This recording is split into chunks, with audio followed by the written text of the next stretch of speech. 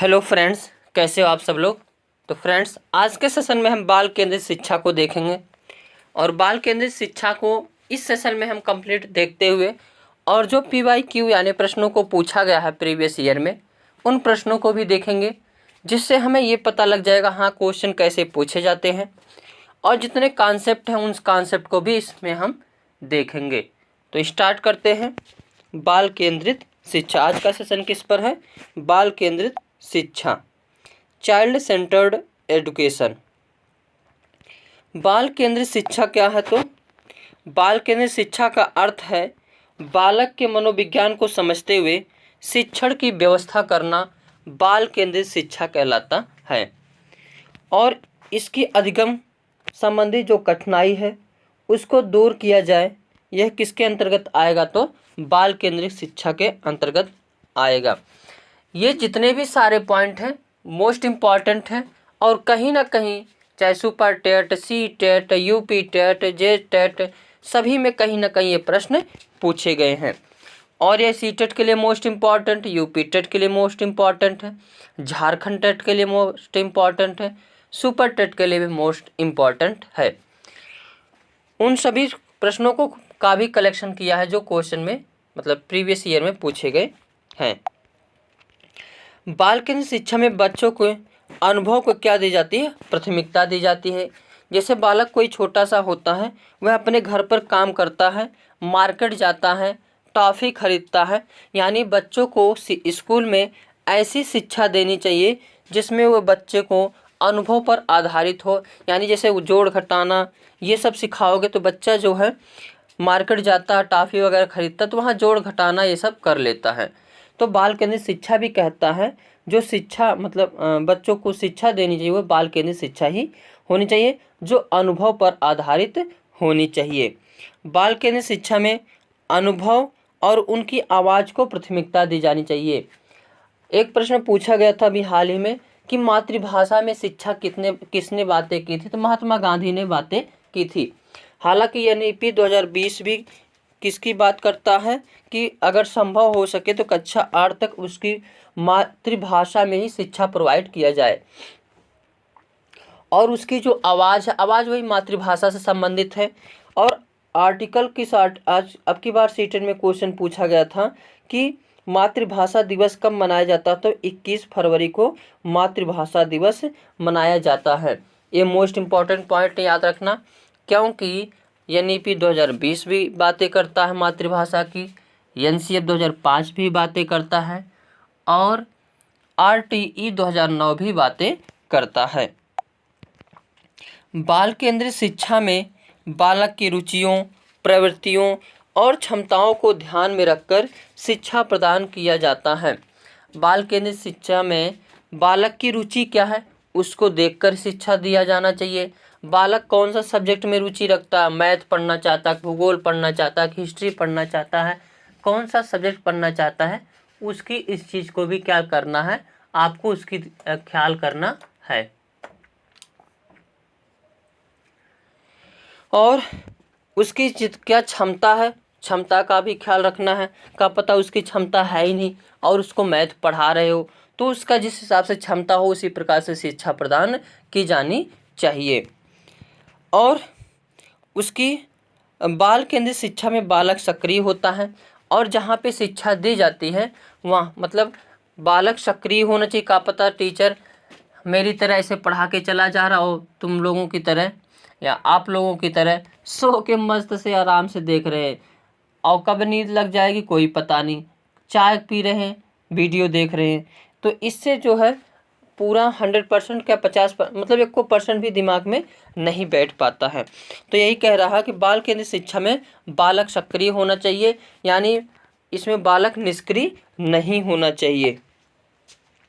यदि आप बच्चों को सिखाना चाहते हैं तो बच्चों से सीखिए, यह बाल केंद्रित शिक्षा की ओर इशारा करता है। एक प्रश्न यहीं से पूछा गया था कि यह वक्तव्य किस में कहा गया है, प्रगतिशील शिक्षा में कहा गया है या बाल केंद्रित शिक्षा में कहा गया है या मूल्यांकन शिक्षा में कहा गया, किस शिक्षा में कहा गया, यही बातें कही गई हैं। अगला है बाल केंद्रित शिक्षा के अंतर्गत बालक के व्यवहार, आवश्यकता रुचि आदि को महत्वपूर्ण होते हैं। यानी बालक का जैसा व्यवहार हो उसी अनुसार ही कार्य करना चाहिए।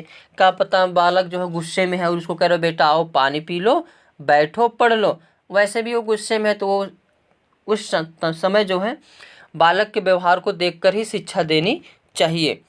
और उसकी आवश्यकता क्या है, क्या पता उसे आज उस बालक का मन कर रहा मैथ पढ़ने का, आप कह रहे हो बेटा आओ भूगोल पढ़ लो, हिस्ट्री पढ़ लो, तो उसके पल्ले नहीं पड़ेगा।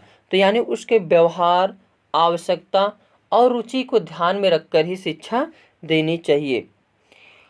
और उनके व्यवहार में शिक्षण के माध्यम से परिवर्तन लाना है तो उनके व्यवहार का अध्ययन भी करना पड़ेगा।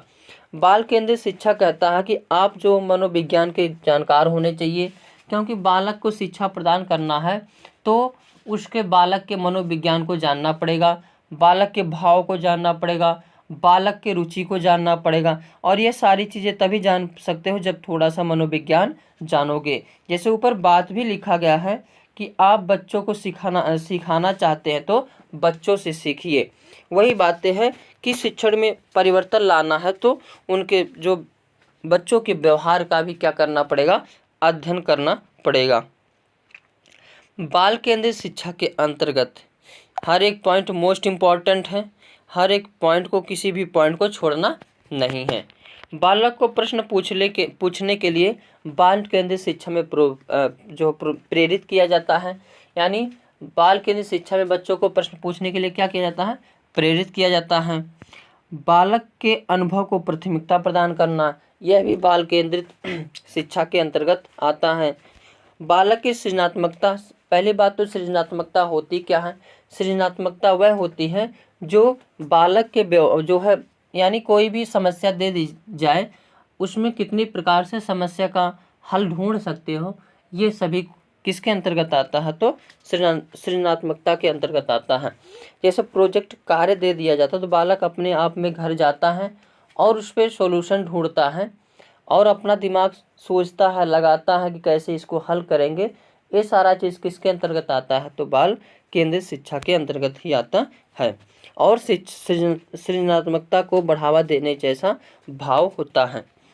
बालक के व्यक्तिगत भिन्नता को मान्यता देना है, क्योंकि हर बालक अपने आप में विशेष है, कोई भी दो बालक एक जैसे नहीं होते हैं, हर बालक में व्यक्तिगत भिन्नता पाई जाती है। तो इसलिए जिस प्रकार के उसके मतलब बालक को शिक्षा देना है तो व्यक्तिगत भिन्नता को ध्यान में रखते हुए शिक्षा देना है। यह भी बाल केंद्रित शिक्षा को बढ़ा की ओर इशारा करता है। बाल केंद्रित शिक्षा के प्रमुख सिद्धांत, बालक को क्रियाशील रखकर शिक्षा प्रदान करना, यानी बालक को वही सक्रिय करके या क्रियाशील मान करके ही शिक्षा प्रदान किया जाता है। बालक की शिक्षा उद्देश्य परक हो, ऐसी नहीं हो कि कुछ भी पढ़ा दो, उसका कोई मतलब ही ना निकले, कोई उद्देश्य ही ना हो, तो ऐसा शिक्षा नहीं होना चाहिए। शिक्षा कैसा होना चाहिए, तो उद्देश्य परक होना चाहिए। बालक की योग्यता व रुचि के अनुसार विषय वस्तु का चयन, यानी बालक जिस हिसाब से उसके व्यवहार, रुचि, आवश्यकता हो, बालक के अनुसार ही विषय वस्तु क्या की जाए, बनाई जाए। क्या पता बालक छोटा सा है और सिलेबस बना दिया जाए बीए ग्रेजुएशन का, तो वह नहीं पढ़ पाएगा। तो बालक के रुचि, आवश्यकता, मानसिकता, मानसिक विकास, व्यक्ति विभिन्नता, इन सभी को ध्यान में रखते हुए क्या बनाना चाहिए, विषय वस्तु बनानी चाहिए। रचनात्मक कार्य जैसे हस्तकला आदि के द्वारा शिक्षण, यानी प्रयोग के माध्यम से ही बाल केंद्रित शिक्षा में शिक्षण कार्य करना चाहिए। पाठ्यक्रम को छोटे छोटे हिस्सों में बांटकर शिक्षण, यानी कोई भी बड़ा चीज़ हो पाठ्यक्रम को उसको छोटे छोटे भागों में बांट करके शिक्षण का कार्य करना चाहिए। नहीं तो बालक समझ ही नहीं पाएगा कि मतलब ये चीज़ क्या है। वैसे भी शिक्षण सूत्र कहता है ज्ञात से अज्ञात की ओर, ये सब शिक्षण सूत्र है, उसका भी वीडियो इसी यूट्यूब चैनल पर उपलब्ध है, वहाँ से आप लोग देख सकते हैं। अब उसके बाद जो प्रश्न बाल केंद्रित शिक्षा से संबंधित पूछे गए हैं उनके बारे में देखते हैं और प्रश्नों को हल करते हैं। पहला प्रश्न है, छात्र केंद्रित या बाल केंद्रित शिक्षा शास्त्र की क्या विशेषता है। पहला ऑप्शन है यंत्रवत याद करना, तो रटाना तो है ही नहीं। योग्यता के आधार पर विद्यार्थियों को नामांकित करना, तथा वर्गीकरण करना। नामांकित वर्ग दिखे या वर्गीकरण सेग्रेगेशन दिखे तो ये भी काट दो। केवल शब्द भाई दिखे तो इनको भी काट दो। बच्चों के अनुभवों को प्राथमिकता देना, यह छात्र केंद्रित या बाल केंद्रित शिक्षा के अंतर्गत आता है। तो इस प्रश्न का D option is the correct answer. अगला क्वेश्चन है, बाल केंद्रित शिक्षा शास्त्र का अर्थ है। बाल केंद्रित शिक्षा शास्त्र का अर्थ क्या है, इसको बताना है। पहला ऑप्शन है बच्चों के अनुभव और उनकी आवाज़ को प्राथमिकता देना, ये तो सही है।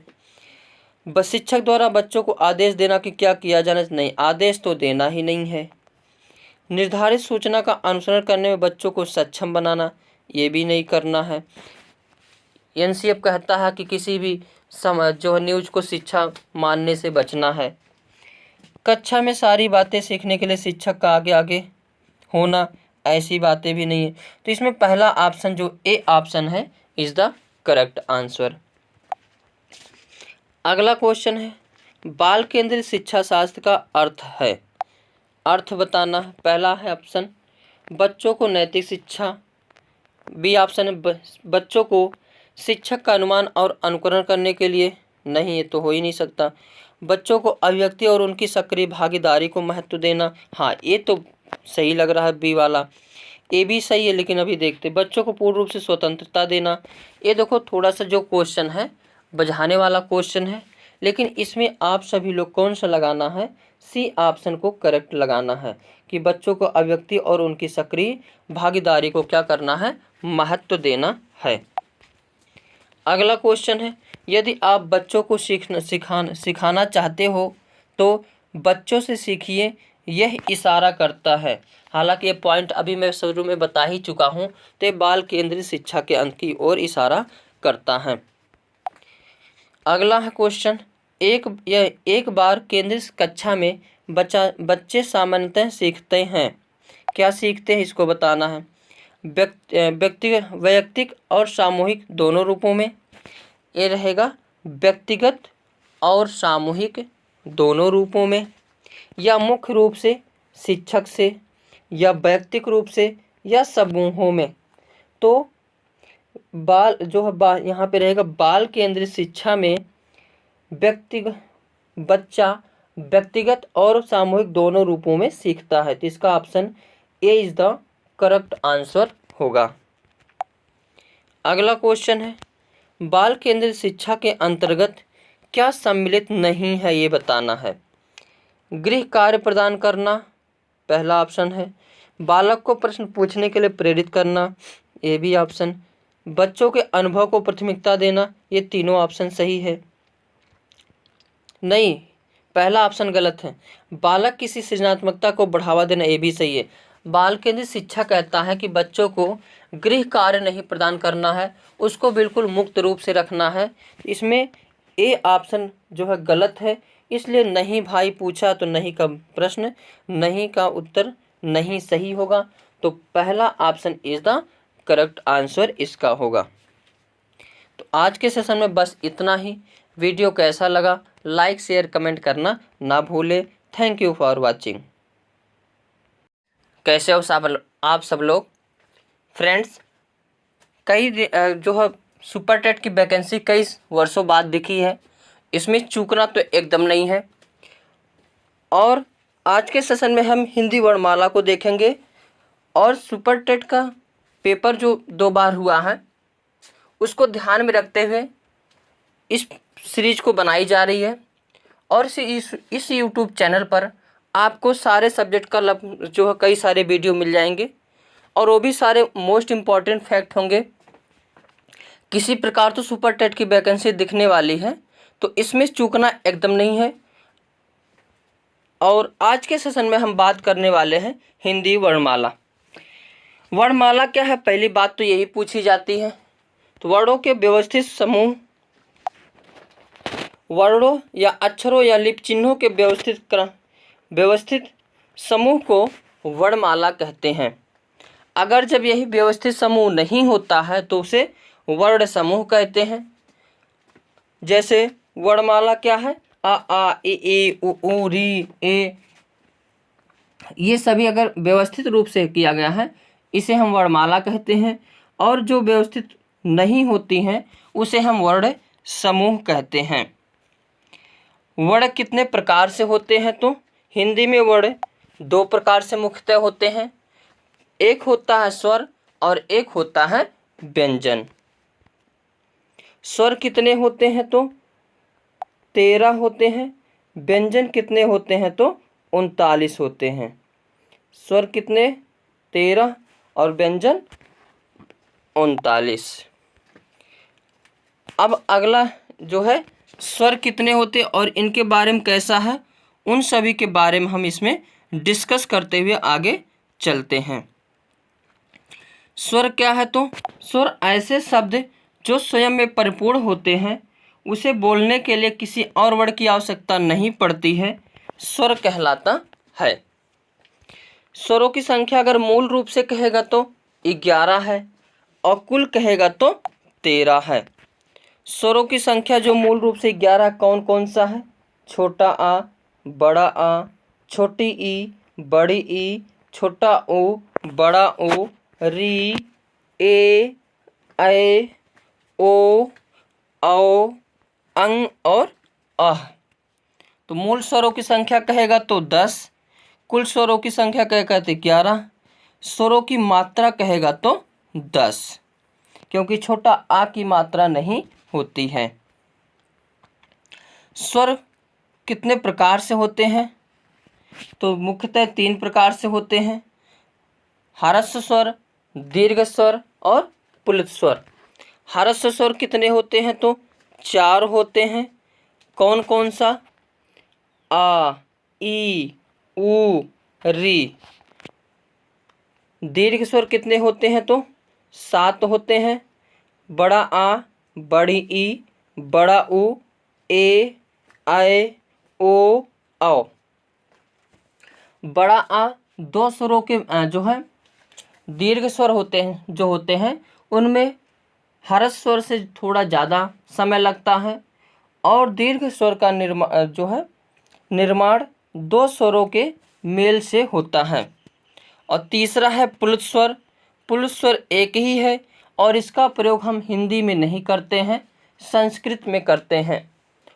और ये एक कौन सा है? तो ओम। यही स्वर जो है पुल्लित स्वर कहलाता है।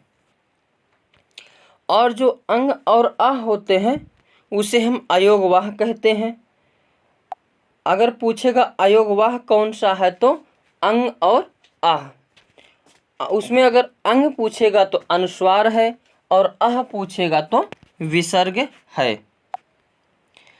भोलानाथ तिवारी के अनुसार स्वर कितने होते हैं? तो 10 होते हैं।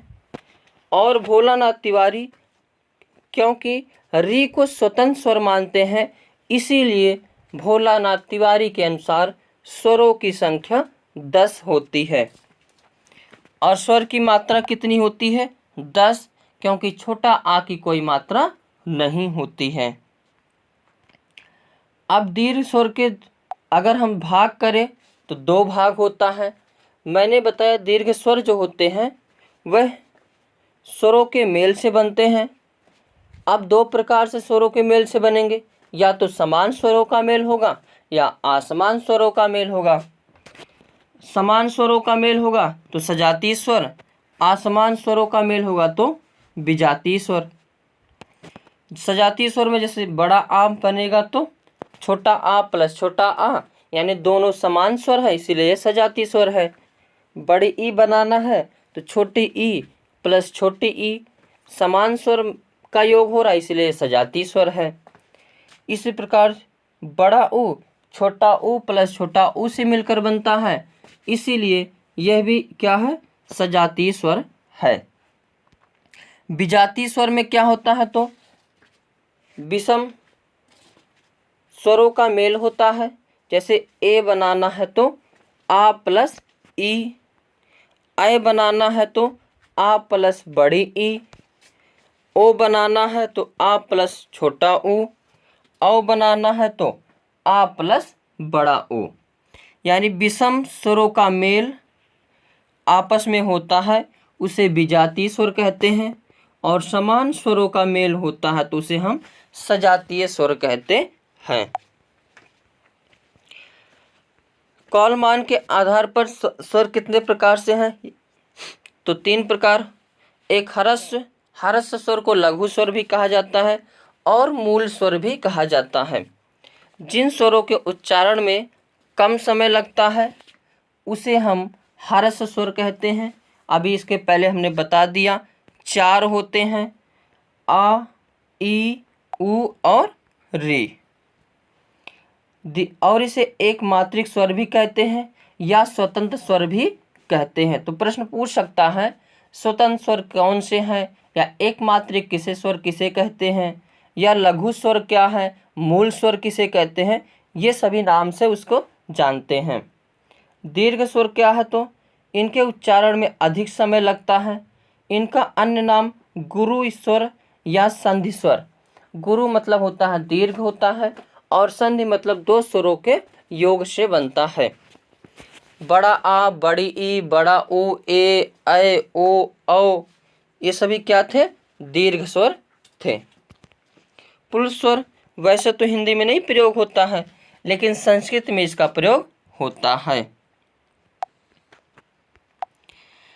अब स्वरों के उच्चारण स्थान मोस्ट इम्पॉर्टेंट, यहाँ से क्वेश्चन बनना है तो बनना है। अगर हम स्वरों का उच्चारण स्थान देखेंगे तो ट्रिक याद रखना, अकुह विसर्जयाना कंठ। अकुह से छोटा आ, बड़ा आ और कंठे से आह, यानी छोटा आ, बड़ा आ और अह का उच्चारण स्थान क्या है? तो कंठ है। इचु यसा नाम तालु है, यानी छोटी ई, बड़ी ई की उच्चारण स्थान क्या है? तालु है, तालु है। और ऋतु रसाड़ा मूर्धा, यानी री का उच्चारण स्थान क्या है? तो मूर्धा है। उपु पद्मानियानाम ओष्ठो, यानी छोटा उ, बड़ा उ का उच्चारण स्थान क्या है? तो ओष्ठ है। ए दैतो कंठ तालु है, यानी ए, आय का उच्चारण स्थान कंठ प्लस तालु है, क्योंकि कंठ से जो है आ का होता है और ये मिलन होता है 2 शब्दों से, आ प्लस ई से और तालुका में से ई का, तो कंठ तालुए में आएंगे ए और आय। ओ दैतो कंठोष्ठम, यानी ओ और औ का उच्चारण स्थान क्या है? तो कंठोष्ठ है। अब आगे आगत स्वर। आगत स्वर क्या है? तो हिंदी वर्णमाला में आगत स्वर आ को कहते हैं। इसको ऐसे लिखना, ये प्रश्न पूछा जाता है। आगत स्वर क्या है? ये आगत स्वर है। और एक मोस्ट इम्पॉर्टेंट पॉइंट याद रखना, सभी स्वर सघोष या घोष वर्ण होते हैं। सभी स्वर कैसे होते हैं? सघोष या घोष वर्ण होते हैं। अब देखते हैं जीभ के आधार पर, जीभ के प्रयोग के आधार पर स्वर कितने प्रकार से हैं? तो 3 प्रकार से हैं। कौन कौन से 3 प्रकार हैं? जीभ को 3 भागों में बांटा जाता है, अग्रभाग, पश्चभाग और मध्य भाग। अग्रभाग में आते हैं ई, ए, ऐ। अग्रभाग में 4 स्वर आते हैं, ई, ए, ऐ। मध्य भाग में केवल 1 स्वर आता है, आ, वो भी बड़ा आ रहता है, नहीं छोटा आ ही रहता है। और पश्च भाग में कौन से आते हैं? तो पश्च भाग में बड़ा आ, बड़ा उ, ओ और औ। इसका यह जो है पश्च भाग के अंतर्गत आते हैं, यानी जीभ के आधार पर, प्रयोग के आधार पर स्वरों के कितने रूपों में बांटा गया? 3 रूपों में, अग्रभाग, मध्य भाग और पश्च भाग। अग्रभाग में ई, ए, आते हैं और पश्च मध्य भाग में आ आता है और पश्च भाग में आ, उ, ओ और औ आते हैं। ओष्ठ के आधार पर स्वर कितने प्रकार से होते हैं? तो 2 प्रकार से, वृत्तमुखी और आवृत्तमुखी। वृत्तमुखी क्या है? तो जिन स्वरों का उच्चारण करते समय ओष्ठ गोलाकार हो जाए उसे हम वृत्तमुखी स्वर कहते हैं। जैसे ऊ, ऊ, ओ, औ।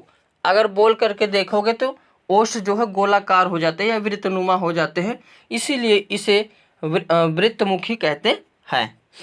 आवृत्तमुखी में जिन स्वरों का उच्चारण स्थान करते समय ओष्ठ गोलाकार नहीं होते हैं उसे हम आवृत्तमुखी स्वर कहते हैं।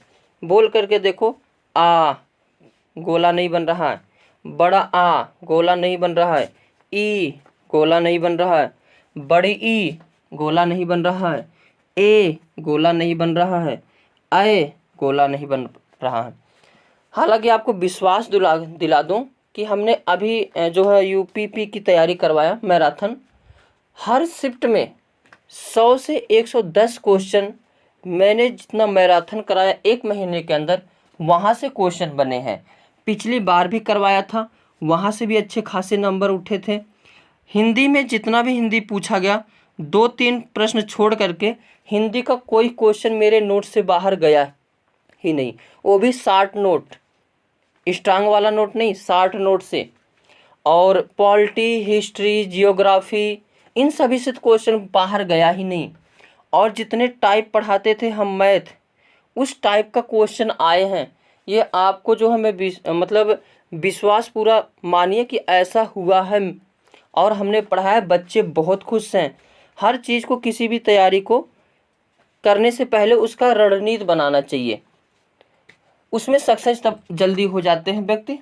इसीलिए पहले मैं कोई भी चीज़ बनाने से पहले उसका पूरा बढ़िया से देखता हूँ, सिलेबस क्या है, PYQ को देखता हूँ कहाँ से क्वेश्चन बना है, या नया पैटर्न देखता हूँ, करंट का मैटर क्या है, उस तब जाके हम वीडियो को बनाते हैं। इसलिए मेरा वीडियो जो है बहुत अच्छा होता है, और जो इसको विश्वास से थोड़ा एक बार जब पढ़ लोगे तो खुद ही समझ में आएगा, हाँ कंटेंट अच्छा है और क्वेश्चन फंसने लायक है। और हर शिफ्ट में यूपीपी में तो 90 तो औसत था ही, 90-100 इतने क्वेश्चन तो फंसे हैं। आगे चलते हैं। कैसे हो आप सब लोग? तो आज का सेशन जो होने वाला है सुपर टेट के लिए, जो साइकोलॉजी या चाइल्ड डेवलपमेंट जितने जो है मनोवैज्ञानिक है उन पर आधारित ये वीडियो है। और यहाँ से एक क्वेश्चन तो देखने को मिलता है जो पिछले वर्ष मतलब 2018-19 में पेपर हुए थे, उसमें जो क्वेश्चन पूछे गए थे उन्हीं के आधार पर ये वीडियो बनाया जा रहा है। और यहाँ से, क्योंकि सुपर टेट में क्वेश्चन 1 लाइनर पूछा जाता है और डायरेक्ट फैक्ट पर ही होता है, और कभी वैज्ञानिक कौन सा सिद्धांत दिए थे ऐसे पूछ लिया जाता है, वैज्ञानिक किस पर प्रयोग किए थे ऐसे प्रश्न पूछ लिया जाता है। तो उसी सभी को देख करके ये वीडियो बनाया गया है, और ये वीडियो मोस्ट इम्पॉर्टेंट भी है सुपर टेट के लिए। तो चलते हैं, स्टार्ट करते हैं।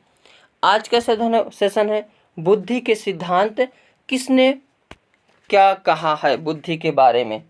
क्योंकि बुद्धि के सिद्धांत से एक क्वेश्चन तो फिक्स रहता है, एक कारक सिद्धांत किसने कहा, द्विकारक सिद्धांत किसने कहा, और बुद्धि है क्या, तो सोचने की क्षमता जो होती है, सोचने का जो विचार आता है या किसी चीज़ के बारे में हम सोचना, ये सभी क्या आता है, बुद्धि होता है। मनोवैज्ञानिकों ने कई सारे मनोवैज्ञानिक कई सारे बुद्धि मानते थे, कई सारे वैज्ञानिक एक प्रकार की बुद्धि मानते थे। उन सभी को हम 60 ट्रिक के माध्यम से इसमें देखेंगे। बुद्धि के एक कारक सिद्धांत किसने कहा है, यानी बुद्धि के एक कारक है, ये किसने कहा है, तो अल्फ्रेड बिने महोदय ने। और इसका ट्रिक अभी हम बाद में देख लेंगे। द्विकारक सिद्धांत, बुद्धि के द्विकारक सिद्धांत किसने कहा, तो जॉर्ज स्पियरमैन ने कहा कि बुद्धि 2 कारकों से मिलकर बनी है।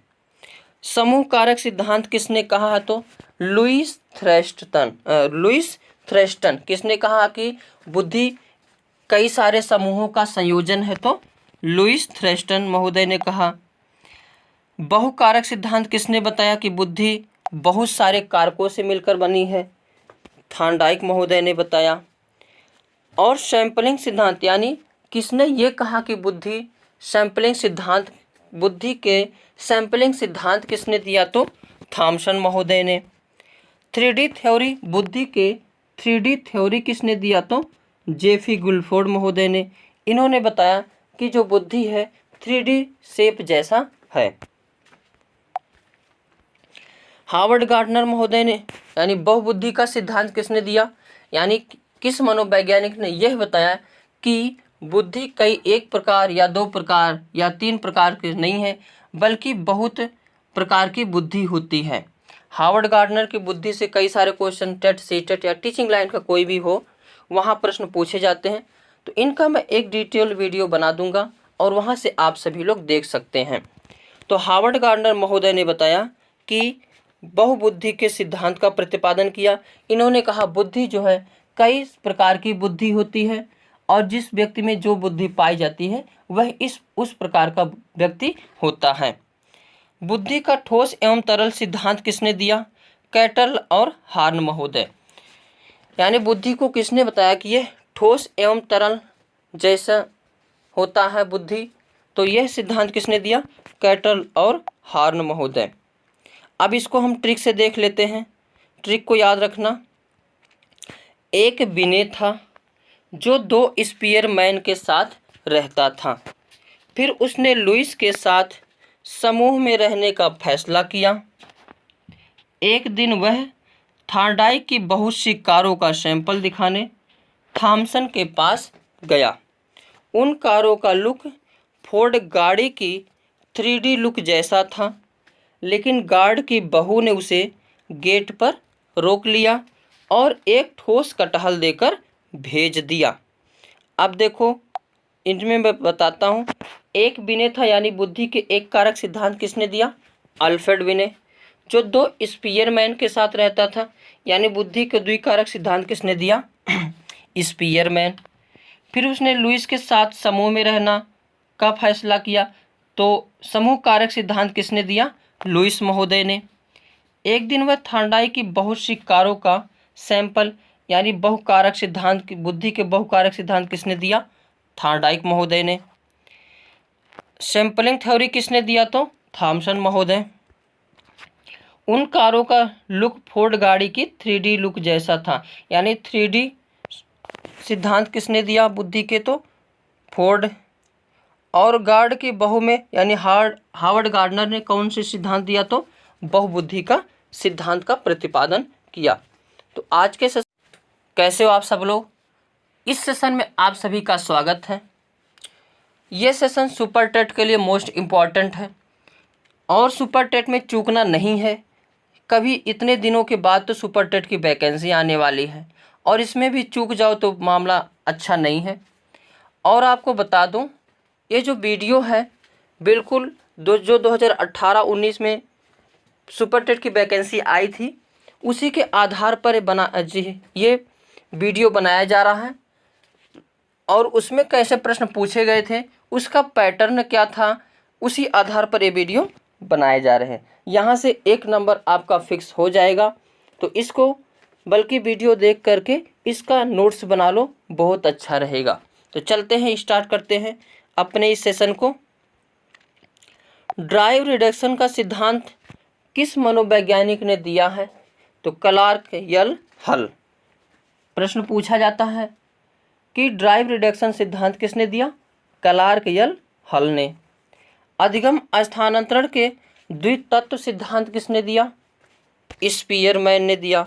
और स्पीयरमैन ने बुद्धि के द्विकारक सिद्धांत का भी प्रतिपादन किया है।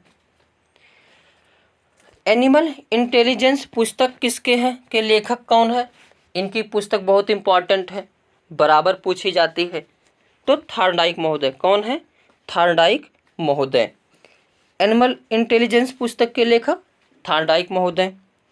पुनर्बलन की अनुसूची यानी पुनर्बलन का सिद्धांत किसने दिया था? तो स्किनर महोदय। अगर कहीं भी पुनर्बलन शब्द दिख जाएगा तो वहाँ पे देखते ही लगा देना किसको? स्किनर महोदय को लगा देना। इन्होंने पुनर्बलन को 2 प्रकार से बताया था, एक सतत पुनर्बलन, एक असतत पुनर्बलन। सतत पुनर्बलन मतलब जैसे किसी बच्चे को कोई भी काम कराना, तुरंत एक टॉफी दे दो, पानी मांगना है एक टॉफी दे दो, और इन्होंने बताया जो सतत पुनर्बलन होता है वह अच्छा नहीं होता है, क्योंकि बार बार दोगे तो बच्चा जान ही जाएगा, कुछ ना कुछ तो मिलने वाला है, और बिना लिए फिर वो काम करेगा ही नहीं।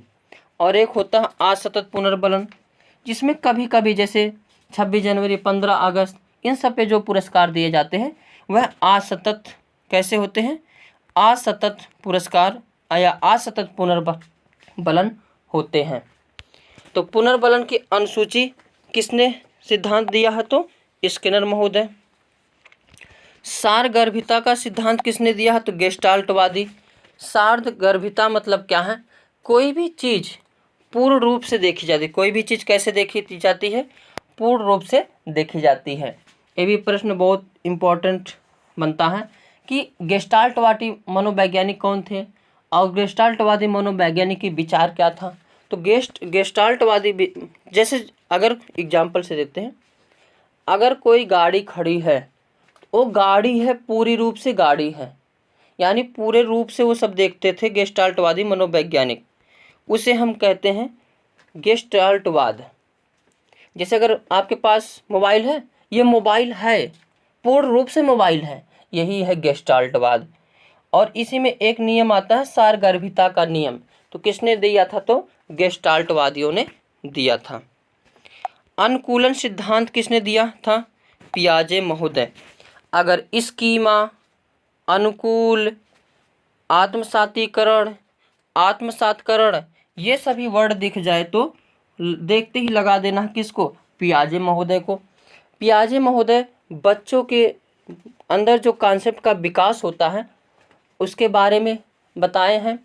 और पियाजे महोदय ऐसे मनोवैज्ञानिक हैं जो C TET, TET, super TET सारे में दिख जाते हैं, सदाबहार हैं। तो इनका भी वीडियो इसी यूट्यूब चैनल पर उपलब्ध है, वहाँ से आप इसे भी देख सकते हैं। यस ओ आर थ्योरी किसने दिया था, वुडवर्थ महोदय।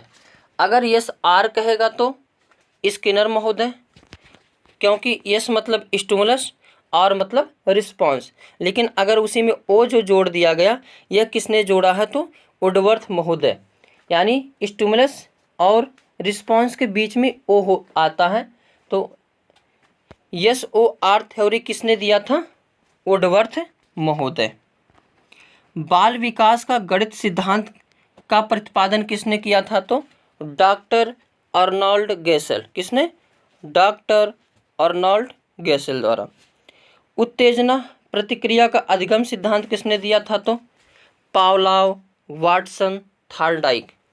पावलोव, वाटसन, थॉर्नडाइक, ये सभी ने बताया कि किसी बच्चे की उत्तेजना को तेज कर दिया जाए तो अपने आप कार्य करने लगता है।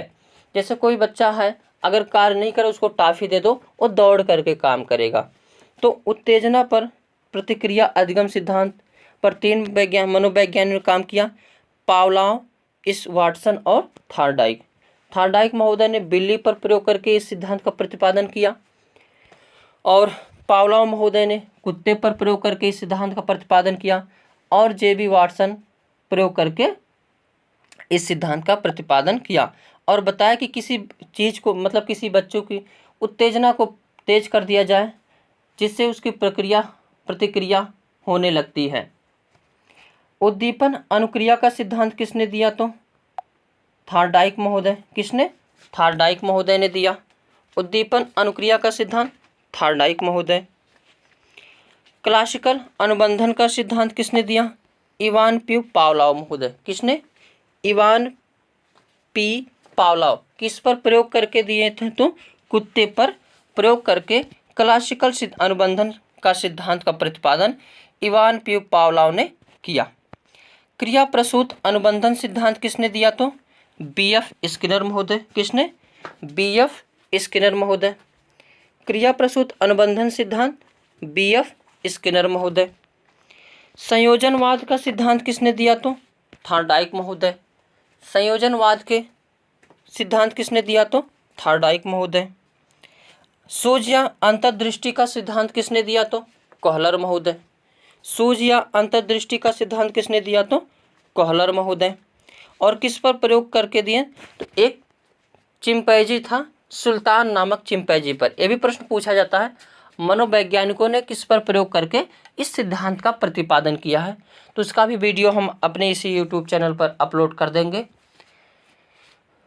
सूज और कॉलर महोदय ने सुल्तान नामक चिंपैंजी पर प्रयोग करके सूज का सिद्धांत का प्रतिपादन किया। छोटा बच्चा को अगर आप देखते हो घर में, तो अपने आप ही कुछ ऐसी हरकतें करने लगता जो आप सोच भी नहीं सकते हो। यानी सूज का सिद्धांत यानी बच्चा जो अपने आप से ही सोचने लगता है। कोई ज़रूरी नहीं है कि कोई मतलब सोचने को मजबूर करेगा तभी सोचेंगे। प्रयास एवं त्रुटि का सिद्धांत किसने दिया है? तो थार्डाइक महोदय ने। थार्डाइक महोदय किस पर प्रयोग किए थे? तो बिल्ली पर। और इसका प्रयोग बहुत अच्छा है। इनका भी वीडियो जो है इसी यूट्यूब चैनल पर अपलोड है, आप देख सकते हो। साइकोलॉजी का लगभग सारे वीडियो इसी यूट्यूब चैनल पर आपको मिल जाएगा। जिसका भी चाहिए थार्डाइक, पाउला, स्किनर, मतलब जितना आप नाम सोच सकते हैं, सारा वीडियो इन पर अलग अलग कंप्लीट वीडियो मौजूद है। प्रयास एवं त्रुटि का सिद्धांत किसने दिया? तो थार्डाइक महोदय ने। इन्होंने बताया कि बच्चा प्रयास करते करते जो है सारी चीज़ों को सीख लेता है, और प्रयास अगर धीरे धीरे करता करता वो जो त्रुटि को भी भूल जाता है, यानी त्रुटि नहीं करता है।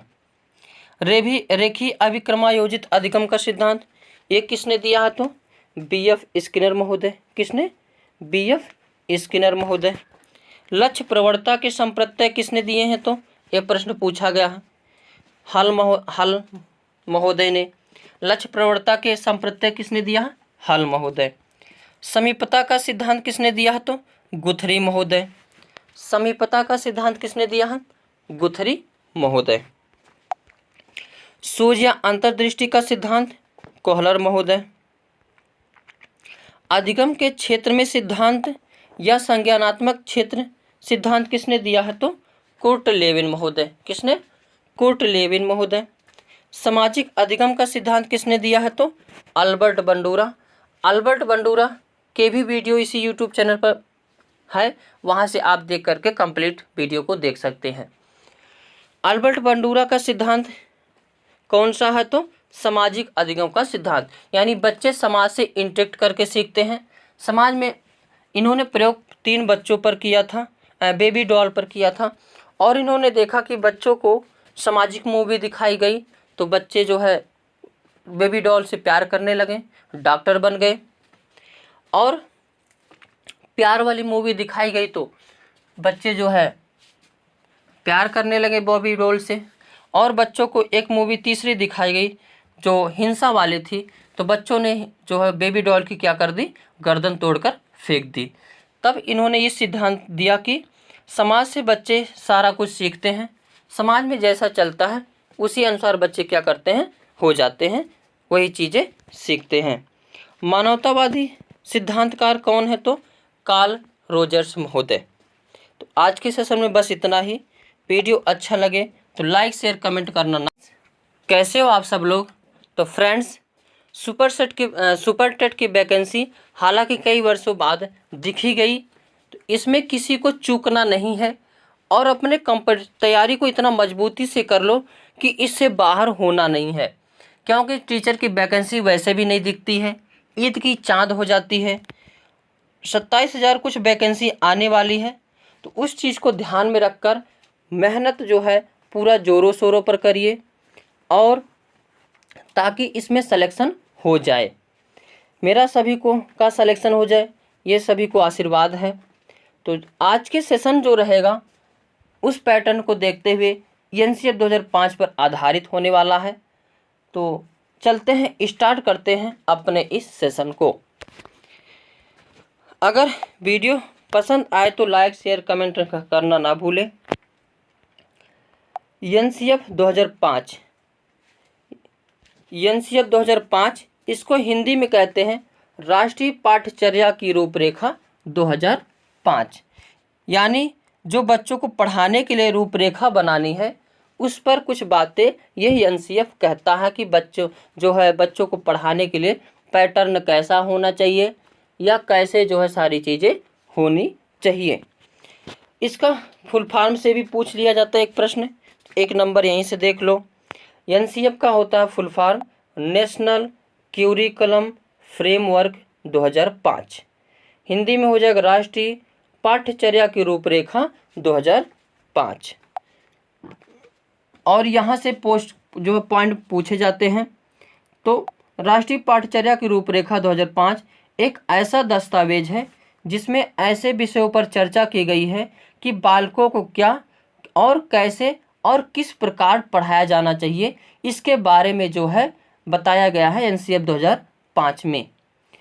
राष्ट्रीय पाठ्यचर्या की रूपरेखा 2005 की उत्पत्ति कहाँ से हुई है, तो रविन्द्रनाथ टैगोर के सभ्यता और प्रगति नामक निबंध से हुई है।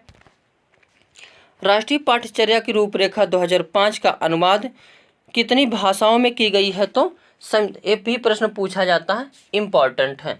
तो भारतीय संविधान में कुल कितनी भाषा है, तो 22 भाषा है।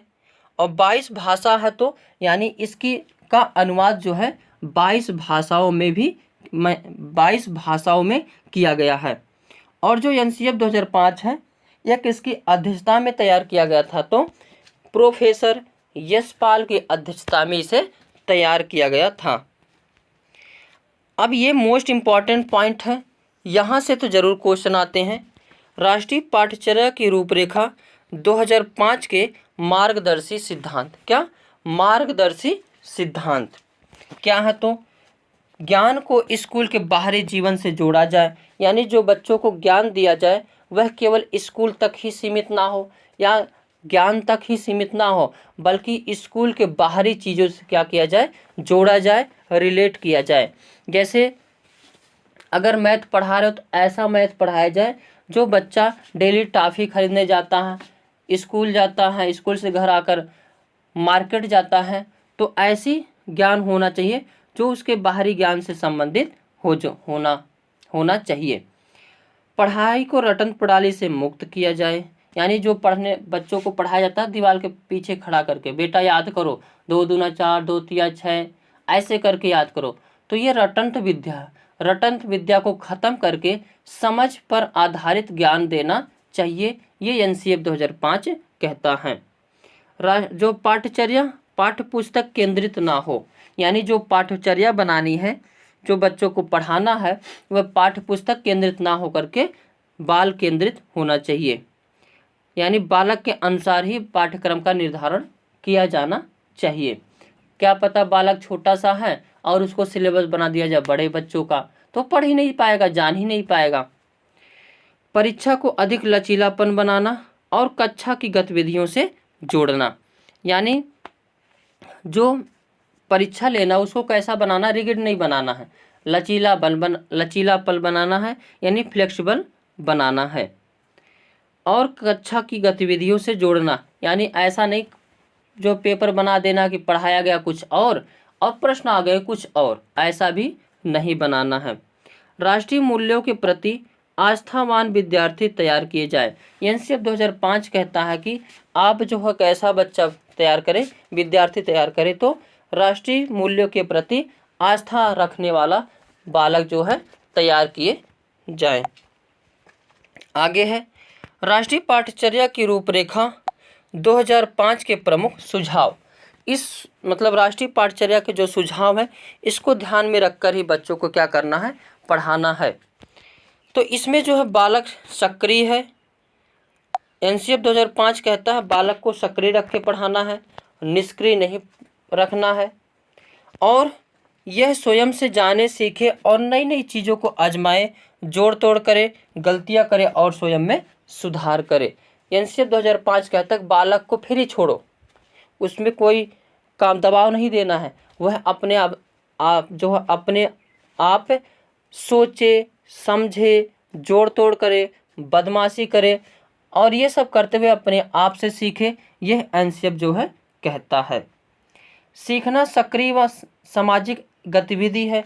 एनसीएफ 2005 कहता है कि सीखना क्या है, सक्रिय और सामाजिक गतिविधि है, और इसको एक रूप में बंद करके आप सिखा नहीं सकते हो, इसीलिए कहा गया बच्चों को कैसा रखें, सक्रिय रखो।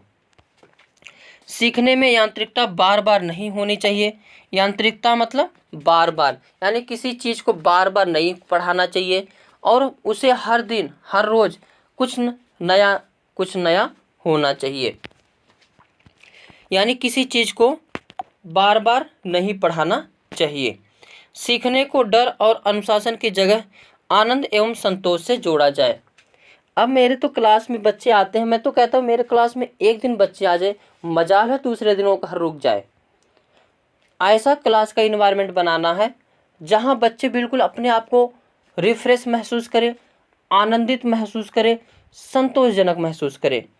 मैं जो कोचिंग चलाता हूँ उसमें जो बच्चे हैं, हालांकि मैं तैयारी करवाता हूँ तो मेरे बड़े बच्चे हैं, तो मैं तो कहता हूँ आप एक बार मेरे कोचिंग में आ जाओ, फिर दोबारा मजाल है कि तुम ना आओ। वो बच्चे अपने आप आते हैं, डेली आते हैं, बहुत अच्छे से आते हैं और हमेशा खुश रहते, कहते सर जो है घर से अच्छा तो यही लगता है। हम कहे बेटा लाइफ है ज़िंदगी है। तो इसमें क्या कहता है एनसीएफ कि डर और अनुशासन के बजाय जगह आनंद और संतोष से जोड़ा जाए। बालक को स्कूल, घर, समुदाय आदि सब जगह महत्वपूर्ण माना जाए। यानी बालक को सब जगह कैसा मानना है? महत्वपूर्ण मानना है, निष्क्रिय नहीं मानना है, क्या पता बेकार है ऐसी भाषा उषा का प्रयोग नहीं करना है। और उसकी मातृभाषा संस्कृत को भी सम्मान दिया जाए। यानी जो उसकी मातृभाषा है उसका सम्मान किया जाए और उसकी जो संस्कृति है उसको भी सम्मान किया जाए, क्योंकि संस्कृति और भाषा का सम्मान करने से उस बच्चे को अंदर समझ विकसित होगी और एक दूसरे से भाईचारा जैसा भाव रखेगा। और यहाँ तक कि महात्मा गांधी ने भी कहा था कि कक्षा 6 मतलब जहाँ तक हो सके बच्चों को जो है मातृभाषा में ही शिक्षा देनी चाहिए। अब तो एनईपी 2020 भी कहता है, एनईपी जो है आरटीई 2009 भी कहता है। बहुभाषिक कक्षा शिक्षण 3 भाषाओं यानी त्रिभाषा सूत्र की बात करता है। एनसीएफ 2005 में कहा गया है कि त्रिभाषा सूत्र की वकालत करता है। एक मातृभाषा होनी चाहिए, एक कुछ क्षेत्रीय भाषा होनी चाहिए और एक इंग्लिश भाषा होनी चाहिए। तो 3 भाषा होनी चाहिए। मातृभाषा की कोई परिभाषा नहीं है या कोई एक फिक्स भाषा नहीं है। बच्चा जिस जगह रहेगा सॉरी दोस्तों, जिस जगह रहेगा वहाँ की जो भाषा रहेगी उसकी वही मातृभाषा होती है। और फिर यह 4 कौशल की बात करता है। 4 कौशल कौन कौन से? LSRW, इसको ट्रिक से याद कर सकते हो। L मतलब लिस्टनिंग, S मतलब स्पीकिंग, R मतलब रीडिंग, W मतलब राइटिंग, यानी सुनना, बोलना, पढ़ना और लिखना। इसमें भी 2 एक्सेप्ट करने वाले हैं, मतलब किसी भी चीज़ों को एक्सेप्ट करने के लिए 2 चीज़ है और अपनी भावनाओं को व्यक्त करने के लिए 2 चीज़ है। जैसे मैं पढ़ा रहा हूँ और लिख रहा हूँ, यानी लिख करके के मैं आप लोगों को बता रहा हूँ, तो आप लोग क्या कर रहे हो? उसको देख करके अपने में जानकारी प्राप्त कर रहे हो या सुन करके भी जो है जानकारी प्राप्त कर रहे हो। और अपनी भावनाओं को कैसे कहोगे? तो बोल कर कहोगे या लिख करके कहोगे।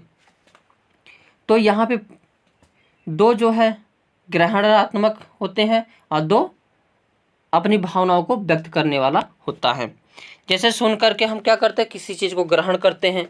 देख करके, पढ़ करके किसी चीज़ को क्या करते हैं? ग्रहण करते हैं। तो सुनना और पढ़ना ये 2 हो गए ग्रहणात्मक, और 2 जो है आदनात्मक, यानी अपनी भावनाओं को कैसे बताते हैं? लिख करके या फिर बोल करके बताते हैं। किसी भी प्रकार की सूचना को ज्ञान मानने से बचा जाए। बच्चों को यह नहीं कर देना अरे ये भी ज्ञान है, ये भी नॉलेज है, वो भी नॉलेज है, नहीं। हर चीज़ को नॉलेज बचाने से क्या करना चाहिए? बचना चाहिए। विद्यार्थियों को दी जाने वाली शिक्षा में शिक्षण सूत्र, ज्ञात से अज्ञात की ओर, मूर्त से अमूर्त की ओर आदि शिक्षण सूत्रों का अधिक से अधिक प्रयोग किया जाए। यानी जो बच्चों को शिक्षा दिया जाए उसमें जो शिक्षण सूत्र है, पहले ज्ञात चीज़ें बताई जाए, उसके बाद अज्ञात चीज़ों के बारे में चर्चा किए जाए। पहले मूर्त चीज़ दिखाओ, फिर उसके अमूर्त चीज़ के बारे में चर्चा किया जाए। पनिशमेंट एंड रिवार्ड की भावना को सीमित किया जाए। यानी आपको ऐसा नहीं करना कि बच्चों को दंड दे के कार्य कराया जाए, दंड देकर पढ़ाया जाए या प्रोत्साहित करके पढ़ाया जाए या प्रोत्साहित करके कुछ काम कराया जाए। आपको ऐसा इस चीज़ को क्या करना है? सीमित रखना है, बढ़ावा नहीं देना है। क्योंकि बच्चा नहीं कहते सब लोग हेहर हो जाएगा, मतलब वो जाने लगा चलो क्या है, एक डंडा मारेंगे ही, बात खत्म। सह शैक्षिक गतिविधियों में बच्चों के अभिभावकों को भी जोड़ा जाए। एनसीएफ 2005 कहता है कि अभिभावक को भी क्या किया जाए, जोड़ा जाए सह शैक्षिक चीज़ों में। विशाल पाठ्यक्रम व मोटी किताबें शिक्षा प्रणाली की असफलता का प्रतीक है। इसलिए बच्चों की किताबें संदर्भात्मक और बच्चों के जीवन के अनुभव से होनी चाहिए। यानी जो है भारी बैग के चीज़ों को रोकता है और मोटी किताब होने से असफलता का प्रतीक एनसीएफ 2005 भी कहता है। इसलिए कहता है कि मोटी किताबों से बचा जाए। मानसिक स्तर एवं एक योग्यता के अनुसार पाठ्यक्रम का निर्धारण। एनसीएफ 2005 कहता है जो पाठ्यक्रम बनाना है, बच्चे की कैसी मानसिकता है, कैसी योग्यता है, उसी के आधार पर ही क्या किया जाए, पाठ्यक्रम बनाया जाए। एनसीएफ 2005 के प्रमुख सूत्र क्या है, तो लर्निंग विदाउट बर्डन यानी बिना भार के अधिगम। एनसीएफ 2005 कहता है उसका प्रमुख सूत्र क्या है, बिना भार के अधिगम। मूल्यों को उपदेश देकर नहीं, वातावरण देकर स्थापित किया जाए। जो मूल्य स्थापित करना है उसको उपदेश देकर नहीं, बल्कि कैसे स्थापित करना है, तो वातावरण देकर। फॉर एग्जाम्पल अगर मैं कहूँ तो जैसा गुण टीचर का होता है वैसा ही गुण बच्चे क्या करते हैं, एक्सेप्ट करते हैं। तो ऐसा गुण जो है, ऐसा वातावरण दिया जाए बच्चों को कि वह सारी चीज़ें, क्योंकि बच्चा जो है ज्ञान से नहीं बल्कि वातावरण से सीखता है। पुस्तकालय में बच्चों को स्वयं पुस्तक चुनने का अवसर दिया जाए। ऐसा ना हो कि घर से ही डांट लगा दो, बेटा तुमको गणित पढ़ना है, अब बेटा को तो गणित आ ही नहीं रहा है। तो बच्चे को जो पुस्तक है वह स्वयं चुने, स्वयं उस जांचे पहचाने कि हमको किस दौर में या मतलब कौन सा सब्जेक्ट पढ़ना है। शांति शिक्षा को बढ़ावा, महिलाओं के प्रति आदर एवं जिम्मेदारी का दृष्टिकोण विकसित करने का आयोजन करना चाहिए। एनसीएफ 2005 कहता है शांति शिक्षा को बढ़ावा दिया जाए और महिलाओं के प्रति आदर सम्मान की भावना विकसित किए जाए। यानी कोई भी फंक्शन हो उसमें महिलाओं के क्या किया जाए, आदर किया जाए। संस्कृति और कार्यक्रमों के मनोरंजन के स्थान पर सौंदर्य बोध को बढ़ावा दें।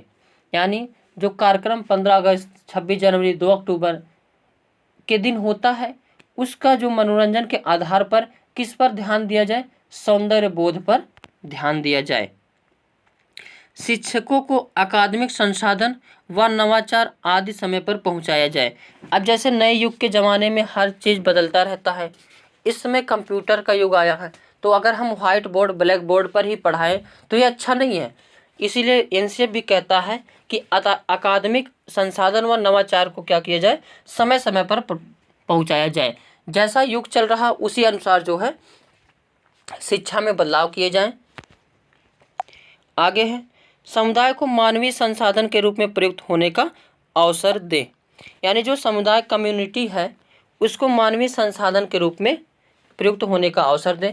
जो समुदाय होता है, समुदाय का भी बच्चों पर पूरा प्रभाव पड़ता है। समुदाय जैसा रहता है उसका असर बच्चों पर पूरा दिखता है। बालकों के चौमुखी विकास पर आधारित पाठ्यचर्या हो। यानी पाठ्यचर्या ऐसी बनाया जाए जिसमें मानसिक विकास, सांवेगिक विकास, फिजिकल विकास सारे डेवलप होते रहें। किसी पार्टिकुलर एक दिशा में नहीं जाना है। सभी विद्यार्थी हेतु समावेशी वातावरण तैयार करना। यानी सभी बच्चों के लिए एक स्कूल में पढ़ाना, उसमें विशेष बालक भी रहें, प्रतिभाशाली बालक भी रहें। यानी समावेशी वातावरण वह होता है जिसमें सभी बालक जो है आपस में इंटरेक्ट करके क्या करते हैं, पढ़ते हैं। अच्छे बालक, प्रतिभाशाली बालक, सभी लोग इसमें समावेशी वातावरण यानी एक दूसरे का सहयोग करते हुए पढ़ाई किए जाएं। उसके बाद नेक्स्ट है एनसीएफ 2005 के अकॉर्डिंग मैथ के ऑब्जेक्टिव क्या क्या है। तो इनके अनुसार यानी एनसीएफ 2005 के अनुसार प्राइमरी क्लास में मैथ्स का नेचर एकीकृत होना चाहिए। एकीकृत मतलब इंटीग्रेटेड, यानी हर एक सब्जेक्ट से रिलेटेड होना चाहिए। एनसीएफ 2005 इस बात पर भी बल देता है कि स्कूल गणित पर आधारित होना चाहिए, क्योंकि ये स्टूडेंट्स को गणित में अर्थपूर्ण समस्याओं को सॉल्व करने के लिए प्रोत्साहित किया जाता है। यानी जो रूम का कमरा उमरा हो उस पर बढ़िया से पेंटिंग लगी हो, हर चीज़ बढ़िया से दिखता हो, बढ़िया बढ़िया फिगर हो, उसमें कई सारी चीज़ें हों, जिससे बच्चे उसको देखकर क्या हो, प्रोत्साहित हो। आगे है एनसीएफ 2005 5 विधियों पर जोर देता। कितनी विधियों पर? 5 विधियों पर जोर देता है। करके सीखने पर यानी लर्निंग बाय डूइंग पर, निरीक्षण विधि यानी इंस्पेक्शन मेथड, परीक्षण विधि टेस्ट मेथड, सामूहिक विधि यानी कलेक्टिव लॉ, मिश्रित विधि यानी मिक्स्ड मेथड। एनसीएफ 2005 कहता है कि शिक्षक एक सुगमकर्ता के रूप में होना चाहिए। कैसे शिक्षक होना चाहिए? एक सुगमकर्ता के रूप में होना चाहिए, और जो क्लास का इन्वायरमेंट हो वह प्रजातांत्रिक हो, राजा की तरह नहीं हो बल्कि प्रजातांत्रिक होना चाहिए। एनसीएफ 2005 के अकॉर्डिंग माध्यमिक स्तर पर सोशल साइंस या ईवीएस के प्रमुख उद्देश्य क्या क्या है उसको देख लेते हैं। राष्ट्र के समक्ष सामाजिक आर्थिक चुनौतियों को समझ विकसित कर सके, ऐसा सिलेबस होना चाहिए। प्राकृतिक और सामाजिक वातावरण के परस्पर संबंध पर बल देते हुए वातावरण की समझ विकसित करना, इस पर आधारित होना चाहिए। साइंस के कॉन्सेप्ट को जानने के लिए एक्टिविटीज़ और एक्सपेरिमेंट को करना, ऐसा इन्वायरमेंट होना चाहिए। क्या पता साइंस पढ़ रहे हो प्रैक्टिकल कर ही नहीं रहे हो। साइंस किस पर आधारित होता है? तो प्रैक्टिकल पर ही आधारित होता है। में हम बात करेंगे सुपर टेट के पेडागॉजी के पोर्शन, और सुपर टेट का जो पेपर हुआ था 2018 उसमें ये क्वेश्चन पूछे गए थे, तो उस टाइप को हम इसमें देखते हैं। और यम गैने सुपर टेट के लिए मोस्ट इम्पॉर्टेंट है। तो स्टार्ट करते हैं अपने इस सेशन को और देखते हैं। रॉबर्ट यम गैने, इन्होंने एक सिद्धांत दिया था। कौन सा सिद्धांत दिए थे? तो अधिगम सोपान का सिद्धांत। अधिगम सोपान का सिद्धांत किसने दिया था? तो रॉबर्ट यम गैने महोदय ने। और यह अमेरिकी विद्वान थे। कहाँ के विद्वान थे? तो अमेरिकी विद्वान थे। और इन्होंने अधिगम के उल्लेख का प्रकार बताया है, और अधिगम उल्लेख के प्रकार में इन्होंने 8 प्रकार से बताया है, और इनको एक सोपान के रूप में प्रयुक्त किया है तथा उनकी विशेषताओं का वर्णन किया है। यम गैने महोदय कहाँ के निवासी हैं? तो अमेरिका के हैं। और इन्होंने अधिगम के बारे में बातें की कि अधिगम किस प्रकार से कैसे होता है, और उस चीज़ को एक सोपान के रूप में प्रतिपादित किए हैं। सोपान ये देख सकते हो, और यहाँ से जो क्वेश्चन सुपर टेट में पूछे जाते हैं इसी से ही पूछे जाते हैं। कैसे पूछे जाते हैं? ये टॉपिक बहुत छोटा है लेकिन मोस्ट इम्पॉर्टेंट है। पहला होता है संकेत अधिगम, यानी इसमें बच्चा कैसे सीखता है? तो संकेत के माध्यम से सीखता है। उसके बाद दूसरा है उद्दीपक अनुक्रिया अधिगम, यानी उद्दीपक अनुक्रिया अधिगम के माध्यम से सीखता है। बच्चे को कोई भी चीज़ सीखने के लिए कैसे सिखा सकते हो? कोई उद्दीपक दे करके सिखा सकते हो। उसके बाद श्रृंखला अधिगम यानी चेन लर्निंग, यानी बच्चा जो है एक चीज़ को सीखता है, फिर उसी के अनुसार दूसरी चीज़ को सीखता है, फिर तीसरे चीज़ को सीखता है। इसी प्रकार क्या करता है? बच्चा सीखता है। उसके बाद शाब्दिक अधिगम यानी वर्बल लर्निंग, यानी बच्चा जो है शब्दों के बारे में जानता है और शब्दों के रूप में क्या करता है? सीखता है। उसके बाद विभेदन अधिगम यानी मल्टीपल डिस्क्रिमिनेशन लर्निंग। 5वां स्टेज कौन सा है? विभेदन लर्निंग। और छठा स्टेज कौन सा है? संप्रत्यय अधिगम, यानी इसमें कॉन्सेप्ट बच्चा क्या कर लेता है? बना लेता है। उसके बाद सिद्धांत अधिगम क्या है? Principle learning. सिद्धांत अधिगम यानी इसमें बच्चा जो है सैद्धांतिक रूप से क्या करने लगता है? अधिगम करने लगता है। और सबसे उच्च है समस्या समाधान अधिगम। सबसे उच्च में क्या है? समस्या समाधान अधिगम है। अगर प्रश्न में पूछेगा सबसे निम्न क्या है तो संकेत अधिगम है, और सबसे उच्च पूछेगा तो समस्या समाधान अधिगम है। इसके बारे में और पॉइंट देख लेते हैं। इसको वही चीज़ों के यहाँ पे हमने लिखा है। सबसे नीचे कौन सा है? संकेत लर्निंग, उससे दूसरा स्टेज, यानी ऐसे बढ़ते हुए रूप में जा रहा है, यानी सबसे छोटा, फिर उससे ऊपर, फिर उससे ऊपर, फिर उससे बड़ा, फिर उससे ऊपर, ऐसे होते हुए गया है। और सबसे ऊपर कौन सा है? तो समस्या समाधान विधि अधिगम, समस्या समाधान अधिगम, प्रॉब्लम सॉल्विंग लर्निंग।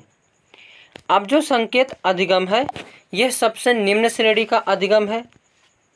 संकेत अधिगम कैसा है तो सबसे निम्न श्रेणी का अधिगम है। और जो 1 से 4 तक है, 1 से 4 तक जो स्टेप है वहाँ पे निम्न श्रेणी में आते हैं। 1 से 4 तक जो है वह किस में आते हैं तो निम्न श्रेणी में आते हैं, और इनमें तर्क व चिंतन का अभाव पाया जाता है। तो प्रश्न पूछ सकता है कि जो है किस स्टेज में कहाँ से कहाँ तक में तर्क का अभाव पाया जाता है, तो 1 से 4 तक। जैसे इसमें है संकेत अधिगम, उद्दीपन, अनुक्रिया अधिगम, श्रृंखला अधिगम और शाब्दिक लर्निंग। ये 1 से 4 तक क्या पाया जाता है? इसमें तर्क व चिंतन का अभाव पाया जाता है। जो समस्या समाधान अधिगम है यह सबसे उच्च श्रेणी का अधिगम है, और 5 से 8 तक उच्च श्रेणी में आते हैं, और उनमें तर्क व चिंतन पाया जाता है। यानी जो 5, 6, 7, 8 हैं यह किस में आते हैं तो उच्च श्रेणी के अंतर्गत आते हैं, और इनमें जो है तर्क करना ये सभी जो है इसमें शामिल होता है। और ये प्रश्न पूछा गया था, गैगने के अधिगम सोपान का सही क्रम पूछा था। तो पहली बात तो ये है कि आप अगर यहाँ पे देखोगे पहले तो नियम, उसके बाद संप्रत्यय और समस्या समाधान। सबसे ऊपर तो नियम है ही नहीं, संप्रत्यय अधिगम नहीं है, समस्या समाधान पहले में और तीसरे में है। तो इसमें से देखो कौन सा सही हो सकता है। जैसे यहाँ पे दिया है संप्रत्यय अधिगम, फिर सिद्धांत अधिगम, उससे के बाद समस्या समाधान अधिगम। तो यहाँ पे देखते हैं जो है सी ऑप्शन जो है संप्रत्यय अधिगम, नियम अधिगम और समस्या समाधान अधिगम का क्रम सही है। ये प्रश्न 2018 में सुपर टेट में पूछा गया था। तो इसका C option is the correct answer हो जाएगा। तो आज के सेशन में बस इतना ही। Thank you for watching. Hello friends, कैसे हो आप सब लोग? तो फ्रेंड्स, आज के इस सेशन में हम बात करने वाले हैं सुपर टेट के जो स्टैटिक जीके का पोर्शन है उसमें एक क्वेश्चन भारतीय जनजातियों से पूछे जाती है। तो आज का सेशन भारतीय जनजातियों पर आधारित होने वाला है, और इसको देखने के बाद आपको अगर सुपर टेट में भारतीय जनजाति से क्वेश्चन पूछा जाता है तो बाहर नहीं जाने वाला है। लेकिन इससे आप लोग जो है नोट्स भी बना सकते हो और अच्छे से इसको देख लेना।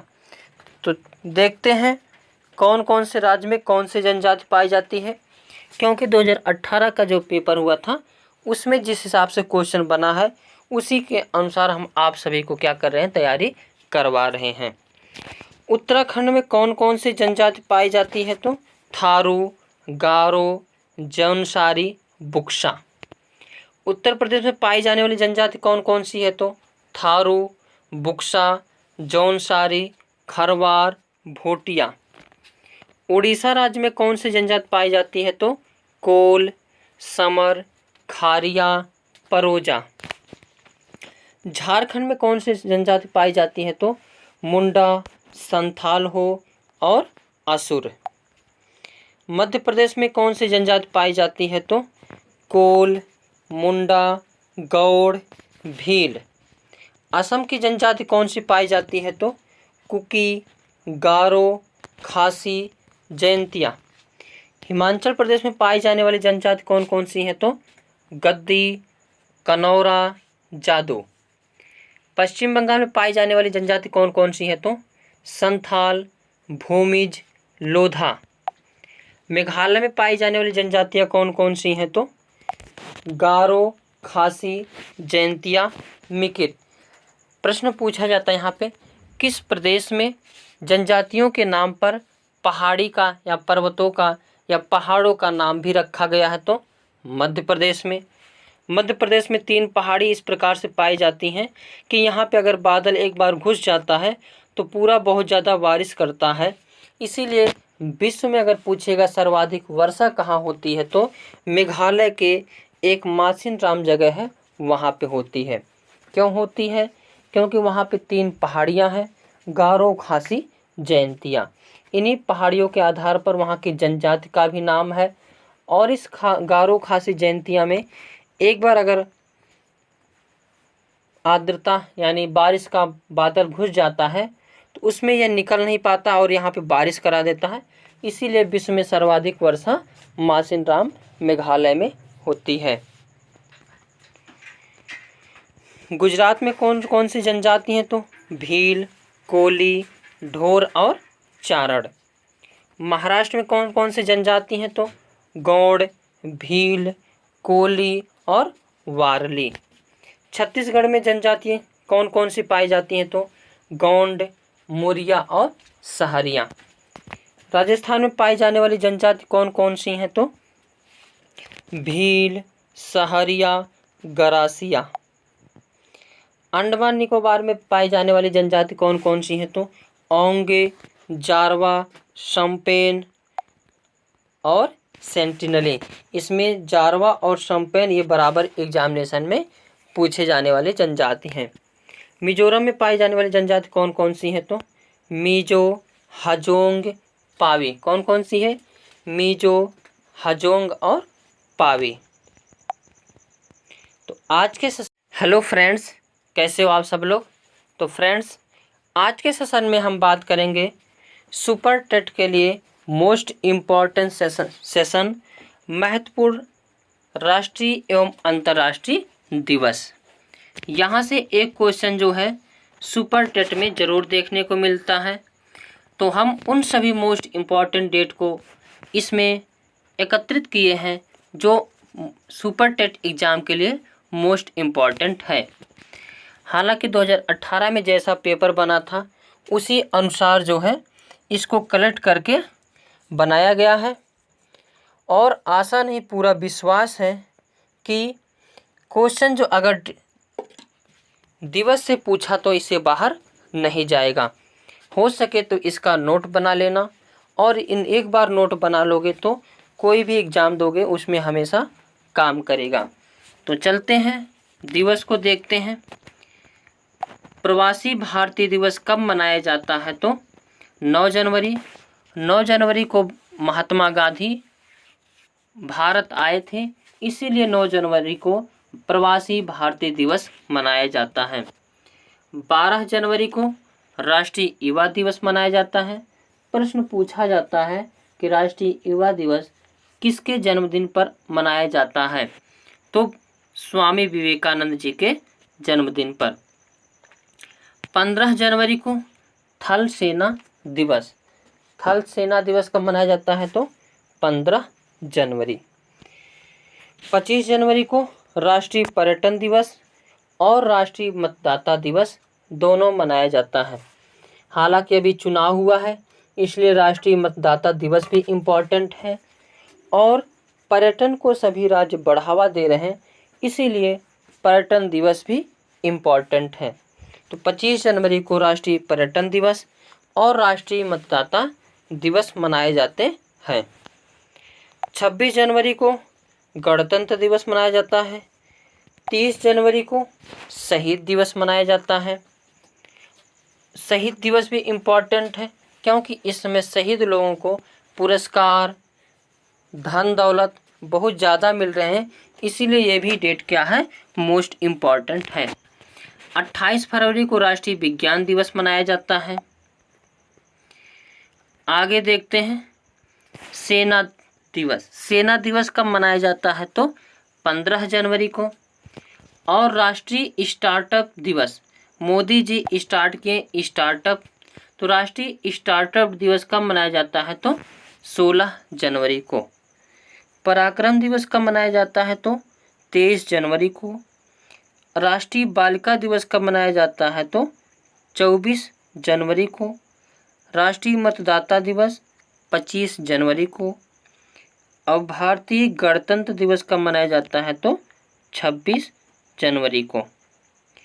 सर्वोदय दिवस कब मनाया जाता है? तो 30 जनवरी को। उसके बाद आगे है विश्व आर्द्र भूमि दिवस। विश्व आर्द्र भूमि दिवस कब मनाया जाता है? तो 2 फरवरी को। अगर कहेगा विश्व कैंसर दिवस या अंतर्राष्ट्रीय मानव बंधुत्व दिवस कब मनाया जाता है? तो 4 फरवरी। सुरक्षित इंटरनेट दिवस कब मनाया जाता है? तो 7 फरवरी को। विश्व रेडियो दिवस मोस्ट इम्पॉर्टेंट इसको कर लेना, तो 13 फरवरी को। चाहे सुपर टेट हो या कोई एग्ज़ाम हो तो ये रेडियो दिवस इम्पॉर्टेंट है। हालांकि इसमें कन्फ्यूजन रहता है 12 फरवरी या फिर 13 फरवरी, लेकिन आप सभी लोग 13 फरवरी श्योर है, 13 फरवरी लगाकर ही आना है। उसके बाद वैलेंटाइन दिवस कब मनाया जाता है? तो 14 फरवरी। वैलेंटाइन दिवस कब मनाया जाता है? 14 फरवरी। 21 फरवरी को अभी हाल ही में ये नया डेट बनाया गया, जो अभी पहली बार सीटेट एग्ज़ाम में दिखा है। वैसे ये NEP 2020 के चलते यह क्वेश्चन जो है, यह डेट अभी करंट में चल रहा है, इसलिए इसकी पॉसिबिलिटी जो है सुपर टेट में पूछने की ज़्यादा है, क्योंकि बच्चों को पढ़ाने के लिए मातृभाषा में ही शिक्षा देने की बात की जाती है, तो ये पॉसिबिलिटी और ज़्यादा बनती है। तो अंतर्राष्ट्रीय मातृभाषा दिवस कब मनाया जाता है? 21 फरवरी। 28 फरवरी को राष्ट्रीय विज्ञान दिवस। 1 मार्च को विश्व समुद्री घास दिवस मनाया जाता है। क्या मनाया जाता है? विश्व समुद्री घास दिवस। 3 मार्च को क्या मनाया जाता है? तो विश्व वन्यजीव दिवस। विश्व वन्यजीव दिवस कब मनाया जाता है? 3 मार्च। 4 मार्च को राष्ट्रीय सुरक्षा दिवस। राष्ट्रीय सुरक्षा दिवस कब मनाया जाता है? तो 4 मार्च को। अंतर्राष्ट्रीय महिला दिवस कब मनाया जाता है? 8 मार्च। ये भी मोस्ट इम्पॉर्टेंट, इसको कर लीजिए। 3 मार्च भी मोस्ट इम्पॉर्टेंट कर लीजिए। तो 8 मार्च को क्या मनाया जाता है? अंतर्राष्ट्रीय महिला दिवस। 14 मार्च को अंतर्राष्ट्रीय गणित दिवस। 15 मार्च को विश्व उपभोक्ता दिवस। 18 मार्च को वैश्विक पुनर्चक्रण दिवस मनाया जाता है। 20 मार्च को अंतर्राष्ट्रीय प्रसन्नता दिवस और विश्व गौरैया दिवस, ये भी मोस्ट इम्पॉर्टेंट डेट है। विश्व गौरैया दिवस कब मनाया जाता है? तो 20 मार्च को। 21 मार्च को अंतर्राष्ट्रीय वन दिवस मनाया जाता है। विश्व जल दिवस, ये भी इम्पॉर्टेंट है, कब मनाया जाता है? तो 22 मार्च को। शहीद दिवस या विश्व मौसम विज्ञान दिवस कब मनाया जाता है? तो 23 मार्च को मनाया जाता है। 24 मार्च को विश्व तपेदिक दिवस मनाया जाता है। 26 मार्च को बांग्लादेश राष्ट्रीय दिवस मनाया जाता है। 27 मार्च को विश्व रंगमंच दिवस मनाया जाता है। 5 अप्रैल को राष्ट्रीय समुद्री दिवस मनाया जाता है। 7 अप्रैल को विश्व स्वास्थ्य दिवस मनाया जाता है, ये भी इम्पोर्टेंट है। 10 अप्रैल को विश्व होम्योपैथी दिवस मनाया जाता है। 11 अप्रैल को कौन सा डेट है? तो राष्ट्रीय सुरक्षित मातृत्व दिवस मनाया जाता है। 14 अप्रैल को अंबेडकर जयंती। 17 अप्रैल को विश्व हीमोफीलिया दिवस मनाया जाता है। 18 अप्रैल को विश्व धरोहर दिवस, ये भी मोस्ट इम्पॉर्टेंट है। जितनी पुरानी इमारतें हो गई, पुरानी चीज़ें, उनको धरोहर के रूप में रखा जाता है, तो विश्व धरोहर दिवस 18 अप्रैल। 22 अप्रैल ये भी मोस्ट इम्पॉर्टेंट है। पृथ्वी दिवस। 23 अप्रैल को विश्व पुस्तक एवं कॉपीराइट दिवस, ये इंटरनेट से संबंधित है। और 25 अप्रैल को विश्व मलेरिया दिवस। विश्व मलेरिया दिवस कब मनाया जाता है? तो 25 अप्रैल को। 1 मई को अंतर्राष्ट्रीय श्रमिक दिवस मनाया जाता है, इसको भी इम्पोर्टेंट। 11 अप्रैल को ये हो गया, अगला PDF है। 8 मई को विश्व रेड क्रॉस दिवस, ये भी इम्पोर्टेंट। विश्व रेड क्रॉस दिवस कब मनाया जाता है? तो 8 मई। राष्ट्रीय प्रौद्योगिकी दिवस कब मनाया जाता है? तो 15 मई। 11 मई को मनाया जाता है, सॉरी दोस्तों। अंतर्राष्ट्रीय परिवार दिवस कब मनाया जाता है? तो 15 मई को। अंतर्राष्ट्रीय प्रकाश दिवस कब मनाया जाता है? तो 16 मई को। अंतर्राष्ट्रीय चाय दिवस या आतंकवाद विरोधी दिवस 18 मई को। अंतर्राष्ट्रीय जैव विविधता दिवस, इसको भी मोस्ट इम्पोर्टेंट कर लीजिए। जैव विविधता दिवस 22 मई। अंतर्राष्ट्रीय विश्व तंबाकू निषेध दिवस कब मनाया जाता है? तो 31 मई को। वैश्विक अभिभावक दिवस 1 जून। विश्व साइकिल दिवस, ये भी इम्पोर्टेंट कर लीजिएगा, 3 जून। 5 जून भी मोस्ट इम्पॉर्टेंट, विश्व पर्यावरण दिवस। 6 जून अंतर्राष्ट्रीय ओलंपिक स्थापना दिवस। 7 जून विश्व खाद्य सुरक्षा दिवस। 8 जून विश्व महासागर दिवस। 12 जून विश्व बाल श्रम निषेध दिवस। 14 जून, हालांकि इस समय रक्तदाता यानी रक्त को दान करने का बढ़ावा दिया जा रहा है, तो इसलिए ये भी डेट क्या हो जाएगा? इम्पॉर्टेंट हो जाएगा। 14 जून को विश्व रक्तदाता दिवस मनाया जाता है। 20 जून को विश्व शरणार्थी दिवस।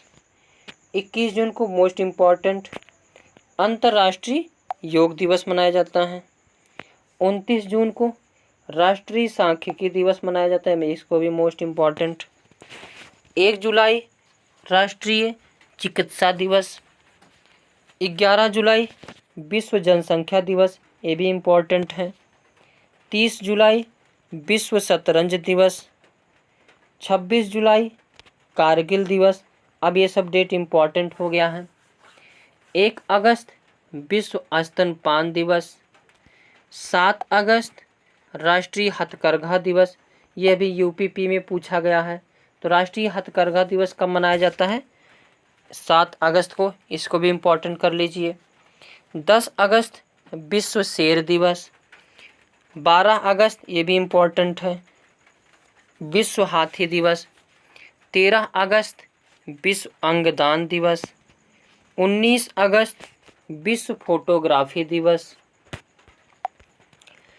23 अगस्त राष्ट्रीय अंतरिक्ष दिवस। 29 अगस्त राष्ट्रीय खेल दिवस, ये भी मोस्ट इम्पॉर्टेंट है। 5 सितंबर जो कि आज है, मनाया गया, यानी शिक्षक दिवस। शिक्षक दिवस को क्या मनाया जाता है? 5 सितंबर को शिक्षक दिवस। 8 सितंबर अंतर्राष्ट्रीय साक्षरता दिवस। 14 सितंबर हिंदी दिवस। अगर हिंदी दिवस कहेगा तो 14 सितंबर, और अगर विश्व हिंदी दिवस कहेगा तो 10 जनवरी, और मातृभाषा दिवस कहेगा तो 21 फरवरी। ये डेट सारी तीनों याद रखे रहना। 15 सितंबर राष्ट्रीय अंतर्राष्ट्रीय लोकतंत्र दिवस।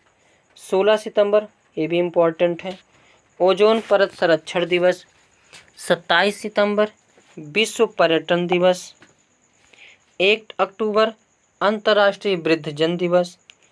2 अक्टूबर को लाल बहादुर शास्त्री और महात्मा गांधी, 2 विभूतियों का जन्म दिवस है। 3 अक्टूबर विश्व प्रकृति दिवस। 4 अक्टूबर विश्व पशु कल्याण दिवस। 5 अक्टूबर विश्व परिवेश दिवस। 8 अक्टूबर भारतीय वायुसेना दिवस। 24 अक्टूबर विश्व पोलियो दिवस। 31 अक्टूबर राष्ट्रीय एकता दिवस, ये भी इम्पोर्टेंट। 9 नवंबर विश्व कानूनी सेवा दिवस। 14 नवंबर बाल दिवस। 15 नवंबर जनजाति गौरव दिवस। 19 नवंबर विश्व शौचालय दिवस। राष्ट्रीय विधि दिवस 26 नवंबर। विश्व एड्स दिवस, ये भी मोस्ट इम्पॉर्टेंट, 1 दिसंबर। 2 दिसंबर विश्व कंप्यूटर साक्षरता दिवस। 5 दिसंबर विश्व मृदा दिवस। 7 दिसंबर झंडा दिवस। 11 दिसंबर विश्व बाल कोष दिवस।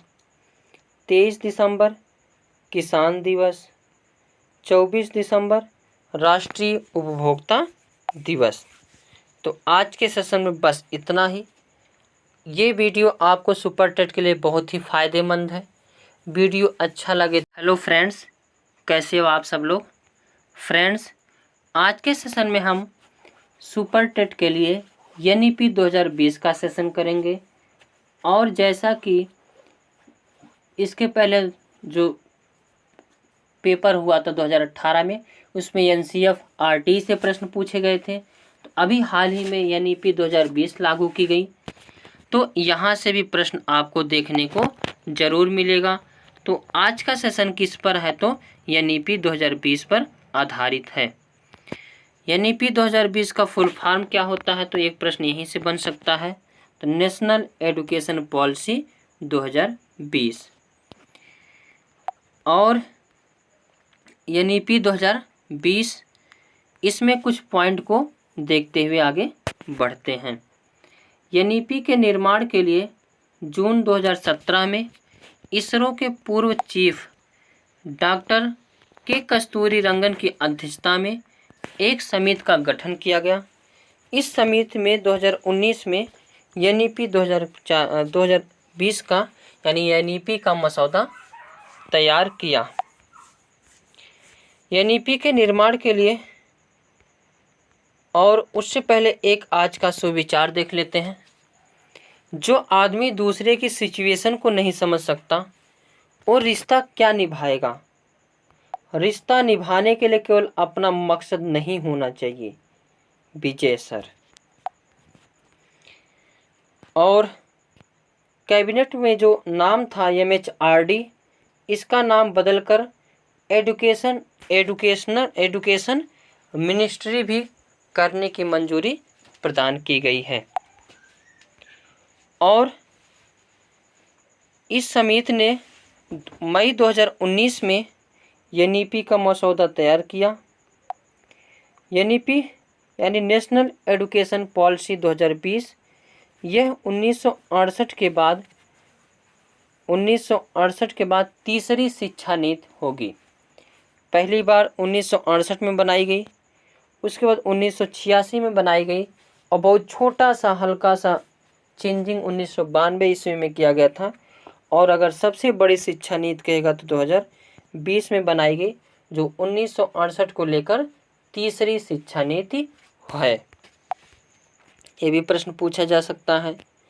NEP 2020 के तहत केंद्र व राज्य सरकार के सहयोग से शिक्षा क्षेत्र पर GDP के 6% भाग हिस्से निवेश करने का लक्ष्य रखा गया है। कैबिनेट द्वारा HR यह जो है ये तो अभी ऊपर बता दिए।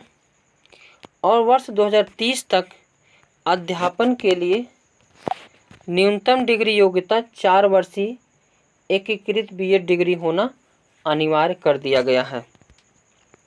नई शिक्षा नीति में के तहत MPhil को समाप्त कर दिया गया है।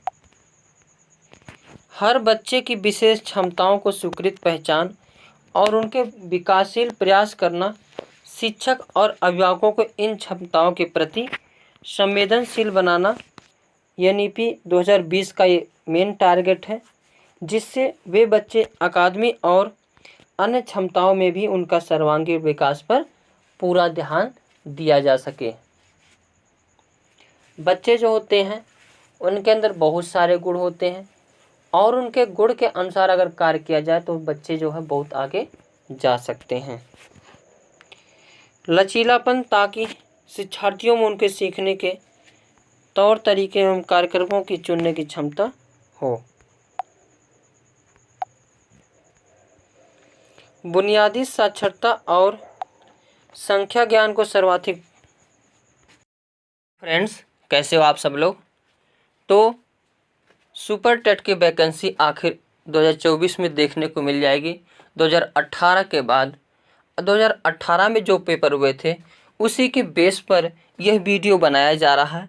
तो सुपर टेट के लिए मोस्ट इम्पॉर्टेंट है और इसमें हम भारत की स्थिति के बारे में देखेंगे और भारत के राज्यों से सटे हुए देश, इन सभी के बारे में देखेंगे।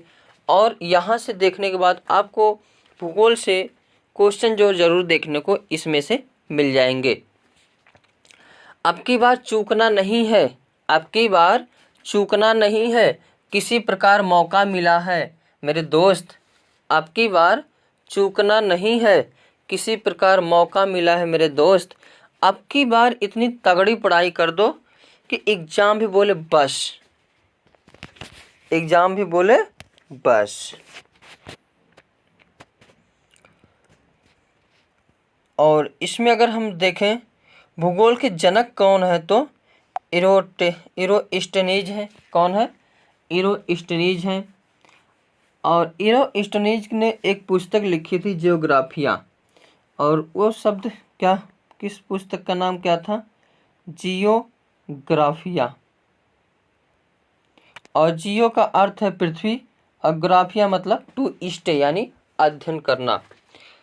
अगर अक्षांश देखो, पृथ्वी को एक गोलाकार के रूप में यानी ग्लोब के रूप में देखते हैं और उसका अध्ययन करने में आसानी होती है, इसीलिए हम पृथ्वी को कैसे देखते हैं?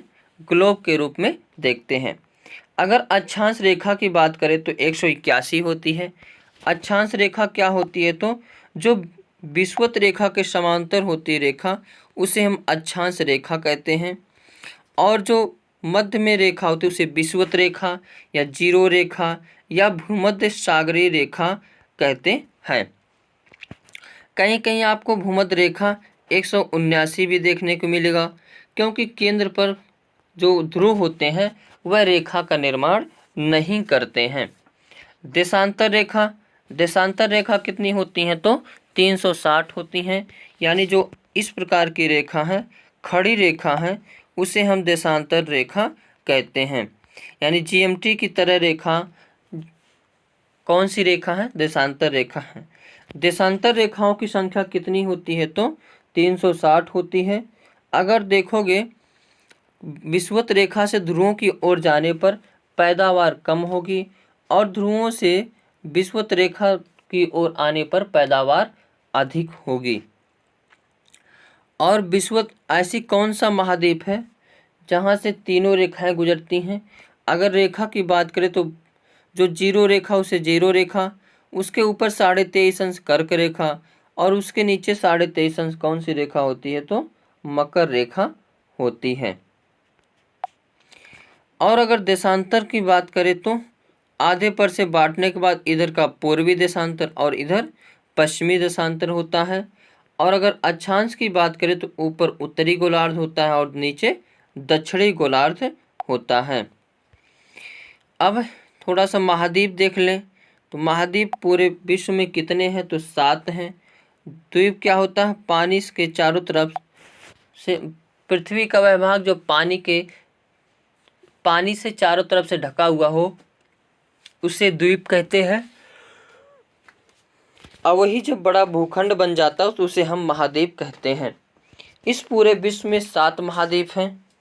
इनका क्रम भी पूछा जाता है और क्रम भी के आधार पर सीरियल वाइज हो सकता है, लगाने को भी आ जाए। तो सबसे बड़ा महाद्वीप कौन सा है? एशिया है।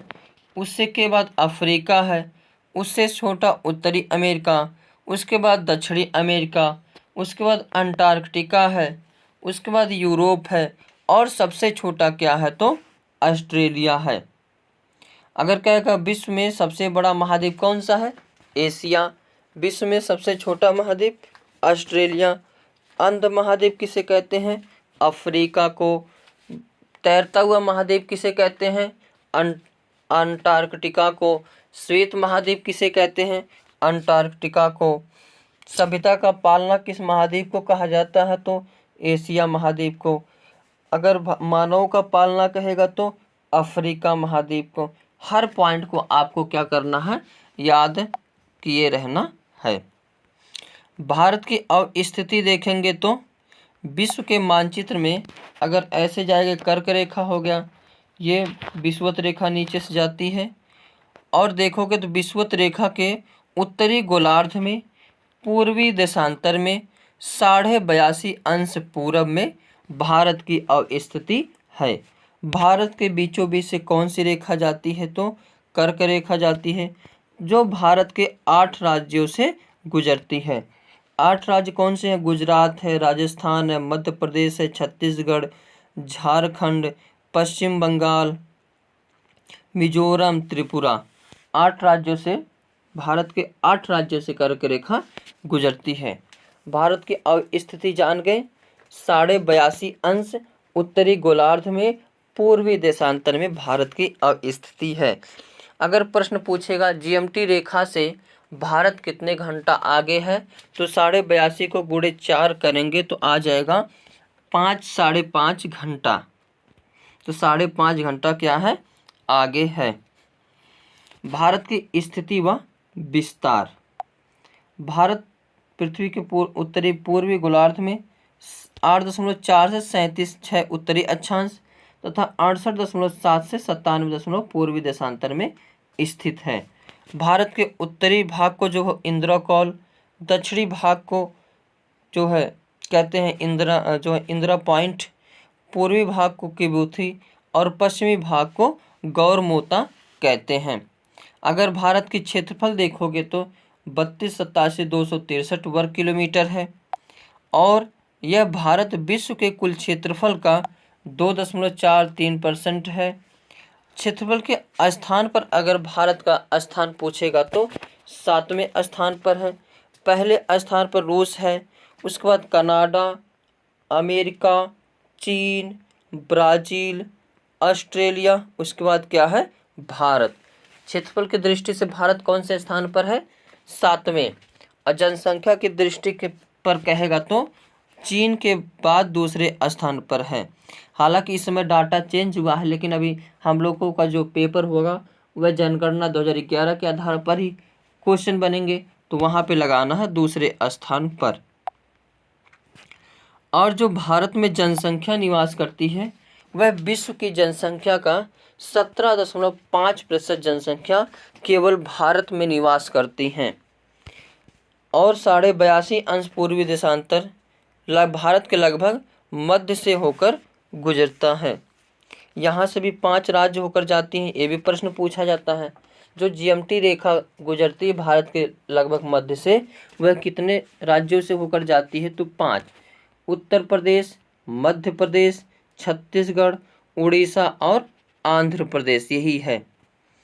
और कर्क रेखा भारत के कितने भागों में बांटती है, तो वो ऐसे बांटती है, और वो 8 राज्यों से होकर जाती है। भारत का जो समय ग्रीनविच समय से कितना है, 5.5 घंटा आगे है। और भारत का विस्तार देखें तो पूर्व से पश्चिम की ओर 2933 किलोमीटर, उत्तर से दक्षिण की ओर है तो 3214 किलोमीटर। अगर भारत की आकृति पूछे तो चतुष्कोणीय है। और भारत का प्रायद्वीपीय भाग कैसा है, प्रायद्वीपीय भाग ये है तो त्रिभुजाकार है। स्थलीय सीमा की लंबाई कितनी है, तो 15,200 किलोमीटर है। मुख्य भूमि से तटीय सीमा की लंबाई कितना है, तो 6100 किलोमीटर है। और अगर द्वीपों सहित बात करें तो 7516.6 किलोमीटर है। ये भी बता दिया हमने। भारत का सबसे उत्तरी बिंदु इंद्रकौल जो लद्दाख में स्थित है, यहाँ पे है। भारत का सबसे दक्षिणतम बिंदु इंदिरा पॉइंट जो लद्दाख में स्थित है। अगर कहेगा मुख्य भूमि का दक्षिणतम बिंदु कौन सा है, तो केप कमोरिन जो कन्याकुमारी में स्थित है। भारत का सबसे पूर्वी बिंदु कौन सा है, तो किबिथु है जो अरुणाचल प्रदेश में स्थित है। और भारत का सबसे पश्चिमी बिंदु कौन है, तो गौरमोता है, गुजरात में स्थित है। 9 डिग्री चैनल किन कहाँ है? तो मिनकाय व लक्षद्वीप के मध्य है। मिनकाय व लक्षद्वीप के बीच कौन सी डिग्री है? तो 9 डिग्री चैनल है। मालदीव व मिनकाय के बीच कौन सी डिग्री है? तो 8 डिग्री चैनल है। 10 डिग्री चैनल लिटिल अंडमान और कार निकोबार के मध्य स्थित है। उसके बाद भारत के अंतर्राष्ट्रीय सीमा की लंबाई एवं संबद्ध राज्य।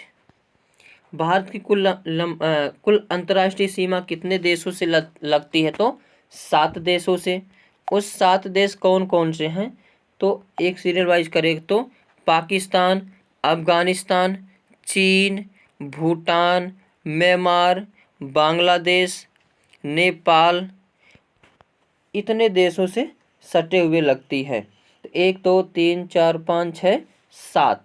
बांग्लादेश से सर्वाधिक लगती है, चीन से, पाकिस्तान से सटती है, नेपाल से सटती है, म्यांमार से सटती है, भूटान से और अफगानिस्तान से।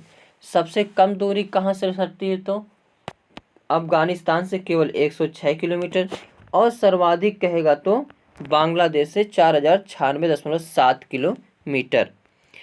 और इसमें कुछ पॉइंट देख लें तो जो है त्रिपुरा को बांग्लादेश 3 तरफ से घिरा हुआ है। असम बांग्लादेश को 2 बार टच करता है। और सबसे लंबी सीमा भारत का कौन सा राज्य बांग्लादेश से लगा है? तो पश्चिम बंगाल है। अब जीएमटी रेखा भारत से गुजरती है कितने राज्यों से? 5। यही जा रही है उत्तर प्रदेश, मध्य प्रदेश, छत्तीसगढ़, उड़ीसा और आंध्र प्रदेश। कर्क रेखा और ये जीएमटी रेखा का जो कटान बिंदु कहाँ होता है? तो अगर देखोगे मैप में तो छत्तीसगढ़ में हो रहा है। कर्क रेखा कितने राज्यों से गुजरती है? तो 8। गुजरात, राजस्थान, एमपी, छत्तीसगढ़, झारखंड, पश्चिम बंगाल, त्रिपुरा और मिजोरम। सर्वाधिक किसमें है? तो एमपी में है। सबसे कम कहाँ है? तो राजस्थान में है। भारत के 28 राज्य कौन कौन से हैं? तो पहले तो 29 राज्य थे, लेकिन अब वर्तमान में कितने हैं? 28 राज्य और 8 केंद्र शासित प्रदेश हैं।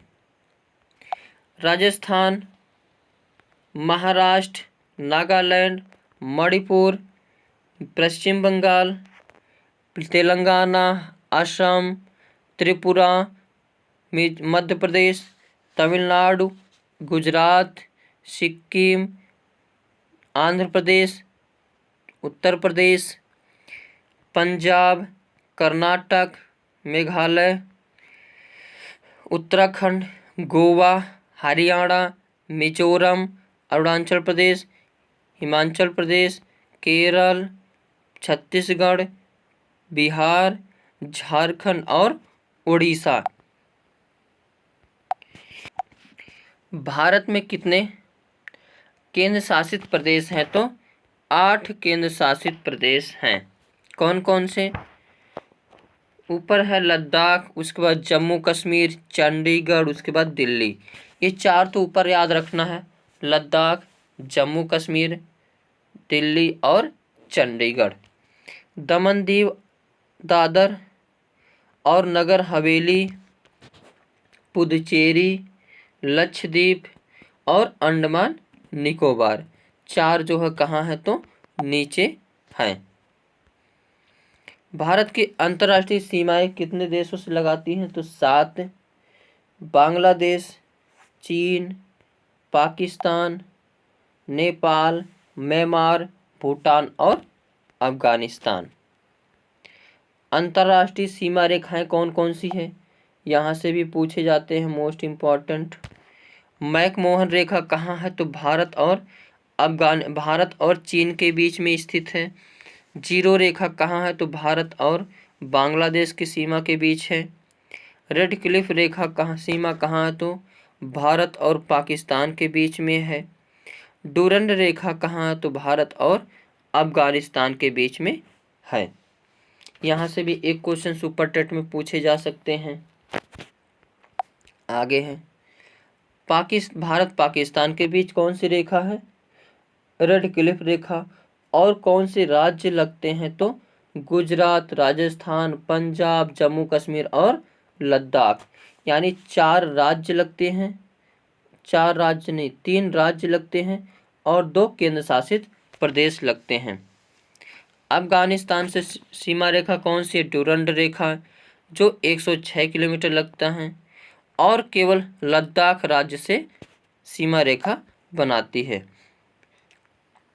उसके बाद चीन सीमा रेखा, इनके बीच मैकमोहन रेखा है 3488 किलोमीटर। इससे सटे हुए भारत के राज्य कौन कौन से हैं? तो हिमाचल प्रदेश, उत्तराखंड, सिक्किम, अरुणाचल प्रदेश व लद्दाख है। बांग्लादेश, भारत बांग्लादेश के बीच सीमा रेखा कौन सी है? तो जीरो सीमा रेखा, तो 40,096.7 किलोमीटर है। इससे सटे हुए राज्य कौन? भारत के राज्य पश्चिम बंगाल, मेघालय, मिजोरम, त्रिपुरा और असम है। नेपाल से भारत कितनी दूरी लगता है? तो 1751 किलोमीटर। कौन कौन से राज्य लगते हैं भारत के? तो उत्तर प्रदेश, पश्चिम बंगाल, सिक्किम और उत्तराखंड। म्यांमार के बीच कितनी सीमा रेखा बनाती है दूरी? तो 1643 किलोमीटर। अरुणाचल प्रदेश, नागालैंड, मिजोरम और मणिपुर। भूटान के बीच कितनी दूरी बनाती है? तो 699 किलोमीटर। पश्चिम बंगाल, सिक्किम, अरुणाचल प्रदेश और असम। उसके बाद भारत के समुद्री सीमा क्षेत्र, एक होती है आधार रेखा, उसके बाद सामुद्रिक सीमा क्षेत्र, संलग्न सीमा क्षेत्र और अन्य आर्थिक क्रिया क्षेत्र। सीमा रेखा, जो आधार रेखा क्या होती है? जीरो रेखा भी होती है, बिल्कुल पास में बनाई जाती है ताकि इसी से सीमा का निर्धारण बिंदु बनाया जा सके। क्योंकि भारत की जो है, देश के तो कोई भाग अंदर कोई भाग बाहर ऐसे होते हैं, तो एक आधार रेखा बनाई जाती है। फिर 12 नॉटिकल मील पर समुद्री सीमा क्षेत्र बनाई जाती है, इसमें कोई नहीं आ जा सकता है। उसके बाद 24 नॉटिकल मील पर संलग्न सीमा क्षेत्र बनाई जाती है। उसके बाद 200 किलोमीटर पर अनन्य आर्थिक क्रिया क्षेत्र बनाया जाता है। कैसे हो आप सब लोग फ्रेंड्स? आज के सेशन में हम बात करने वाले हैं वाइगोत्स्की के सामाजिक सांस्कृतिक सिद्धांत से। हालांकि क्वेश्चन जो है सुपर टेट में यहाँ से डायरेक्ट नहीं पूछे जाते हैं, लेकिन कहीं ना कहीं इनडायरेक्ट से ज़रूर पूछे जाते हैं। तो आज के सेशन में जो होने वाला पेडागोजी का वाइगोत्स्की के सामाजिक सांस्कृतिक सिद्धांत से होने वाला है, और यह सुपर टेट के लिए इम्पॉर्टेंट भी हो जाने वाला है। सुपर टेट की वैकेंसी कितने साल बाद दिखी है, इसमें बिल्कुल मेहनत कर लो, और ताकि भगवान करे अब की बार सबका सिलेक्शन हो जाए। हम अपने इस यूट्यूब चैनल पर सीटेट, यूपी टेट्स की तैयारी भी करवाते हैं और नोट्स भी प्रोवाइड करते हैं। तो वाइगोत्स्की के ने कौन से सिद्धांत दिए थे? तो सामाजिक सांस्कृतिक सिद्धांत, वाइगोत्स्की सोशियो कल्चर थ्योरी। इनके बारे में डिटेल से देखते हैं, और आशा नहीं पूरा विश्वास इसको देखने के बाद फिर दूसरा आपको वीडियो देखने की आवश्यकता नहीं पड़ेगी इनके बारे में। वाइगोत्स्की कहाँ के थे? तो एक रूसी मनोवैज्ञानिक थे जिन्होंने सामाजिक सांस्कृतिक सिद्धांत का प्रतिपादन किया। और ये भी प्रश्न पूछा जा सकता है कि ये कैसे व्यक्ति थे? तो सामाजिक रचनावादी थे। यह एक सामाजिक सृजनवाद के जनक भी कहे जाते हैं। वाइगोत्स्की के अनुसार विकास एक सतत प्रक्रिया है जो जीवन पर्यंत चलती रहती है। पॉइंट पूछा जाता है कि वाइगोत्स्की के अनुसार विकास कौन सी प्रक्रिया है? तो सतत प्रक्रिया है जो जीवन पर्यंत क्या करती है? चलती रहती है। और इन्होंने बताया कि बच्चे द्वारा ज्ञान का सृजन क्या किया जाता है। बच्चे अपने ज्ञान का सृजन स्वयं करते हैं। वाइगोत्स्की के अनुसार किसी भी बच्चे का विकास सामाजिक स्थिति में ही होती है। मैं आपको एक शानदार ट्रिक बता दूं, अगर सामाजिक सांस्कृतिक शब्द दिखेगा तो देखते ही किसको लगाना है, वाइगोत्स्की महोदय को लगाना है। इस सिद्धांत के अनुसार बच्चे अपने समाज और संस्कृति से अंतःक्रिया करके सीखते हैं। वाइगोत्स्की महोदय ने इसके 3 पहलू बताए हैं। कौन कौन से 3 हैं? सोशियो इंटरेक्शन, लैंग्वेज और कल्चर। यानी जो यह सिद्धांत कहता है वह यह कहता है कि बच्चे अपने समाज और संस्कृति से अंतःक्रिया करके अधिगम करते हैं। एक पॉइंट भी पूछा जाता है कि वाइगोत्स्की का मानना है कि भाषा के विकास सामाजिक अंतःक्रिया से होता है। इन्होंने कुछ वर्ड दिए थे, उस वर्ड को भी देखना है, क्योंकि उस वर्ड से भी क्वेश्चन क्या होते हैं, पूछे जाते हैं। एक वर्ड है ZPD। क्या है? ZPD, जिसको हम लोग कहते हैं जोन ऑफ प्रॉक्सिमल डेवलपमेंट। अभी इसका पूरा हम लोग आगे देखेंगे। एक वर्ड है MKO, यानी मोर नॉलेज अदर। एक वर्ड है स्कैफोल्डिंग। इन तीनों वर्ड अगर तुमको कहीं एग्जाम में दिख जाए तो भी देखते हुए किसको लगा देना है, वाइगोत्स्की महोदय को लगा देना है। आगे चलते हैं। अब देखते हैं जो ZPD क्या है, यानी जोन ऑफ प्रॉक्सिमल डेवलपमेंट, जिसको हम हिंदी में कहते हैं समीपस्थ या निकट विकास का क्षेत्र।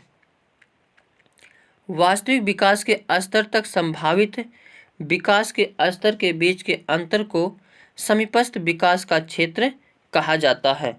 यानी अगर कोई बच्चा कितना विकास कर सकता है और सपोर्ट देने के बाद कितना विकास कर लेता है, उसी के बीच जो अंतर होता है उसी को ZPD यानी जोन ऑफ प्रॉक्सिमल डेवलपमेंट या समीपस्थ या निकट विकास का क्षेत्र कहते हैं। जैसे यहाँ पे एक अच्छा सा एग्जाम्पल हम लोग लेते हैं। पासिंग मार्क के लिए सीटेट में 90 अंक चाहिए और टोटल अगर किसी के सपोर्ट से 120 पा गए और रियल में तुम लोग कितना पा रहे थे, 80 पा रहे थे और सपोर्ट पाने के बाद 120 पा गए, तो इन दोनों के बीच जो अंतर होता है यही क्या कहलाता है, ZPD कहलाता है। अब जो MKO है यानी मोर नॉलेज अदर है, यह यानी आपको जो सपोर्ट देगा या सिखाएगा वह आपसे ज़्यादा जानकार होगा, तभी सिखा पाएगा, तभी बता पाएगा। यही है MKO यानी मोर नॉलेज अदर। इसमें टीचर, पेरेंट्स, फ्रेंड्स कोई भी हो सकता है जो आपको सिखा दे। जैसे यहाँ बच्चा है, बच्चा चम्मच पकड़ नहीं पा रहा तो मम्मी उसको पकड़ा के करे बेटा ऐसे पकड़ के खाते हैं। और यहाँ पे कोई बच्ची साइकिल सीख रही और मम्मी इसको सिखा रही, तो यहाँ भी मम्मी क्या है, MKO है।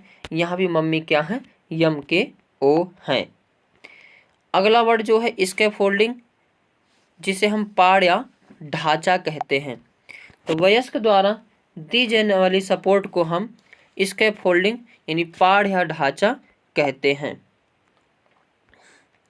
भाषा पर इनके विचार, ये पॉइंट डायरेक्ट एग्जाम में आ जाते हैं, ये मोस्ट इम्पॉर्टेंट कर लीजिए। इनके अनुसार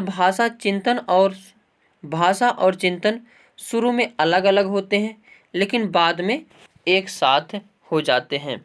वाइगोत्स्की महोदय ने भाषा पर क्या बोला कि भाषा और चिंतन शुरू में अलग अलग होते हैं लेकिन बाद में क्या हो जाते हैं, एक हो जाते हैं। आगे वाइगोत्स्की ने कहा कि पहले भाषा आती है, बाद में विचार आते हैं। ये भी मोस्ट इम्पॉर्टेंट लाइन है, हर एग्जाम में देखने को मिलता है, सीटेट या टेट, सुपर टेट में भी देखा जा सकता है। तो वाइगोत्स्की ने कहा कि भाषा पहले आती है और बाद में क्या आते हैं, विचार आते हैं। वाइगोत्स्की ने भाषा के 3 रूप बताए हैं, वो तीनों रूप कौन कौन से उसको देख लेते हैं। एक होता है सोशल स्पीच, एक होता है प्राइवेट स्पीच, एक होता है silent inner speech. Social speech क्या होता है, तो जो सामाजिक की बातें हैं, समाज से रिलेटेड संबंधित बातें हैं, उसे हम सोशल स्पीच कहते हैं। और बच्चे जो अकेले गुनगुनाते, जैसे यहाँ पे बच्चा गाड़ी चला और कुछ ना कुछ बोलता रहता है, तो इसे हम कहते हैं प्राइवेट स्पीच। और कोई काम कर रहे हो और कुछ काम करने, जैसे नहीं कोई बच्चे होते टहलते रहते हैं और बोलते रहते हैं, तो ये जो लैंग्वेज है उसे हम कहते हैं साइलेंट इनर स्पीच, खड़े होकर कुछ ना कुछ बुदबुदाते रहना। अब क्वेश्चन देख लेते हैं एक, भाषा के विकास में आंतरिक भाषण की अवधारणा किसके द्वारा दी गई थी? तो आंतरिक भाषण की अवधारणा तो वाइगोत्स्की महोदय सही होंगे। तो आज के सेशन में बस इतना ही। कैसा लगा वीडियो? अच्छा लगा हो तो लाइक शेयर कमेंट करना ना भूले। Thank you for watching.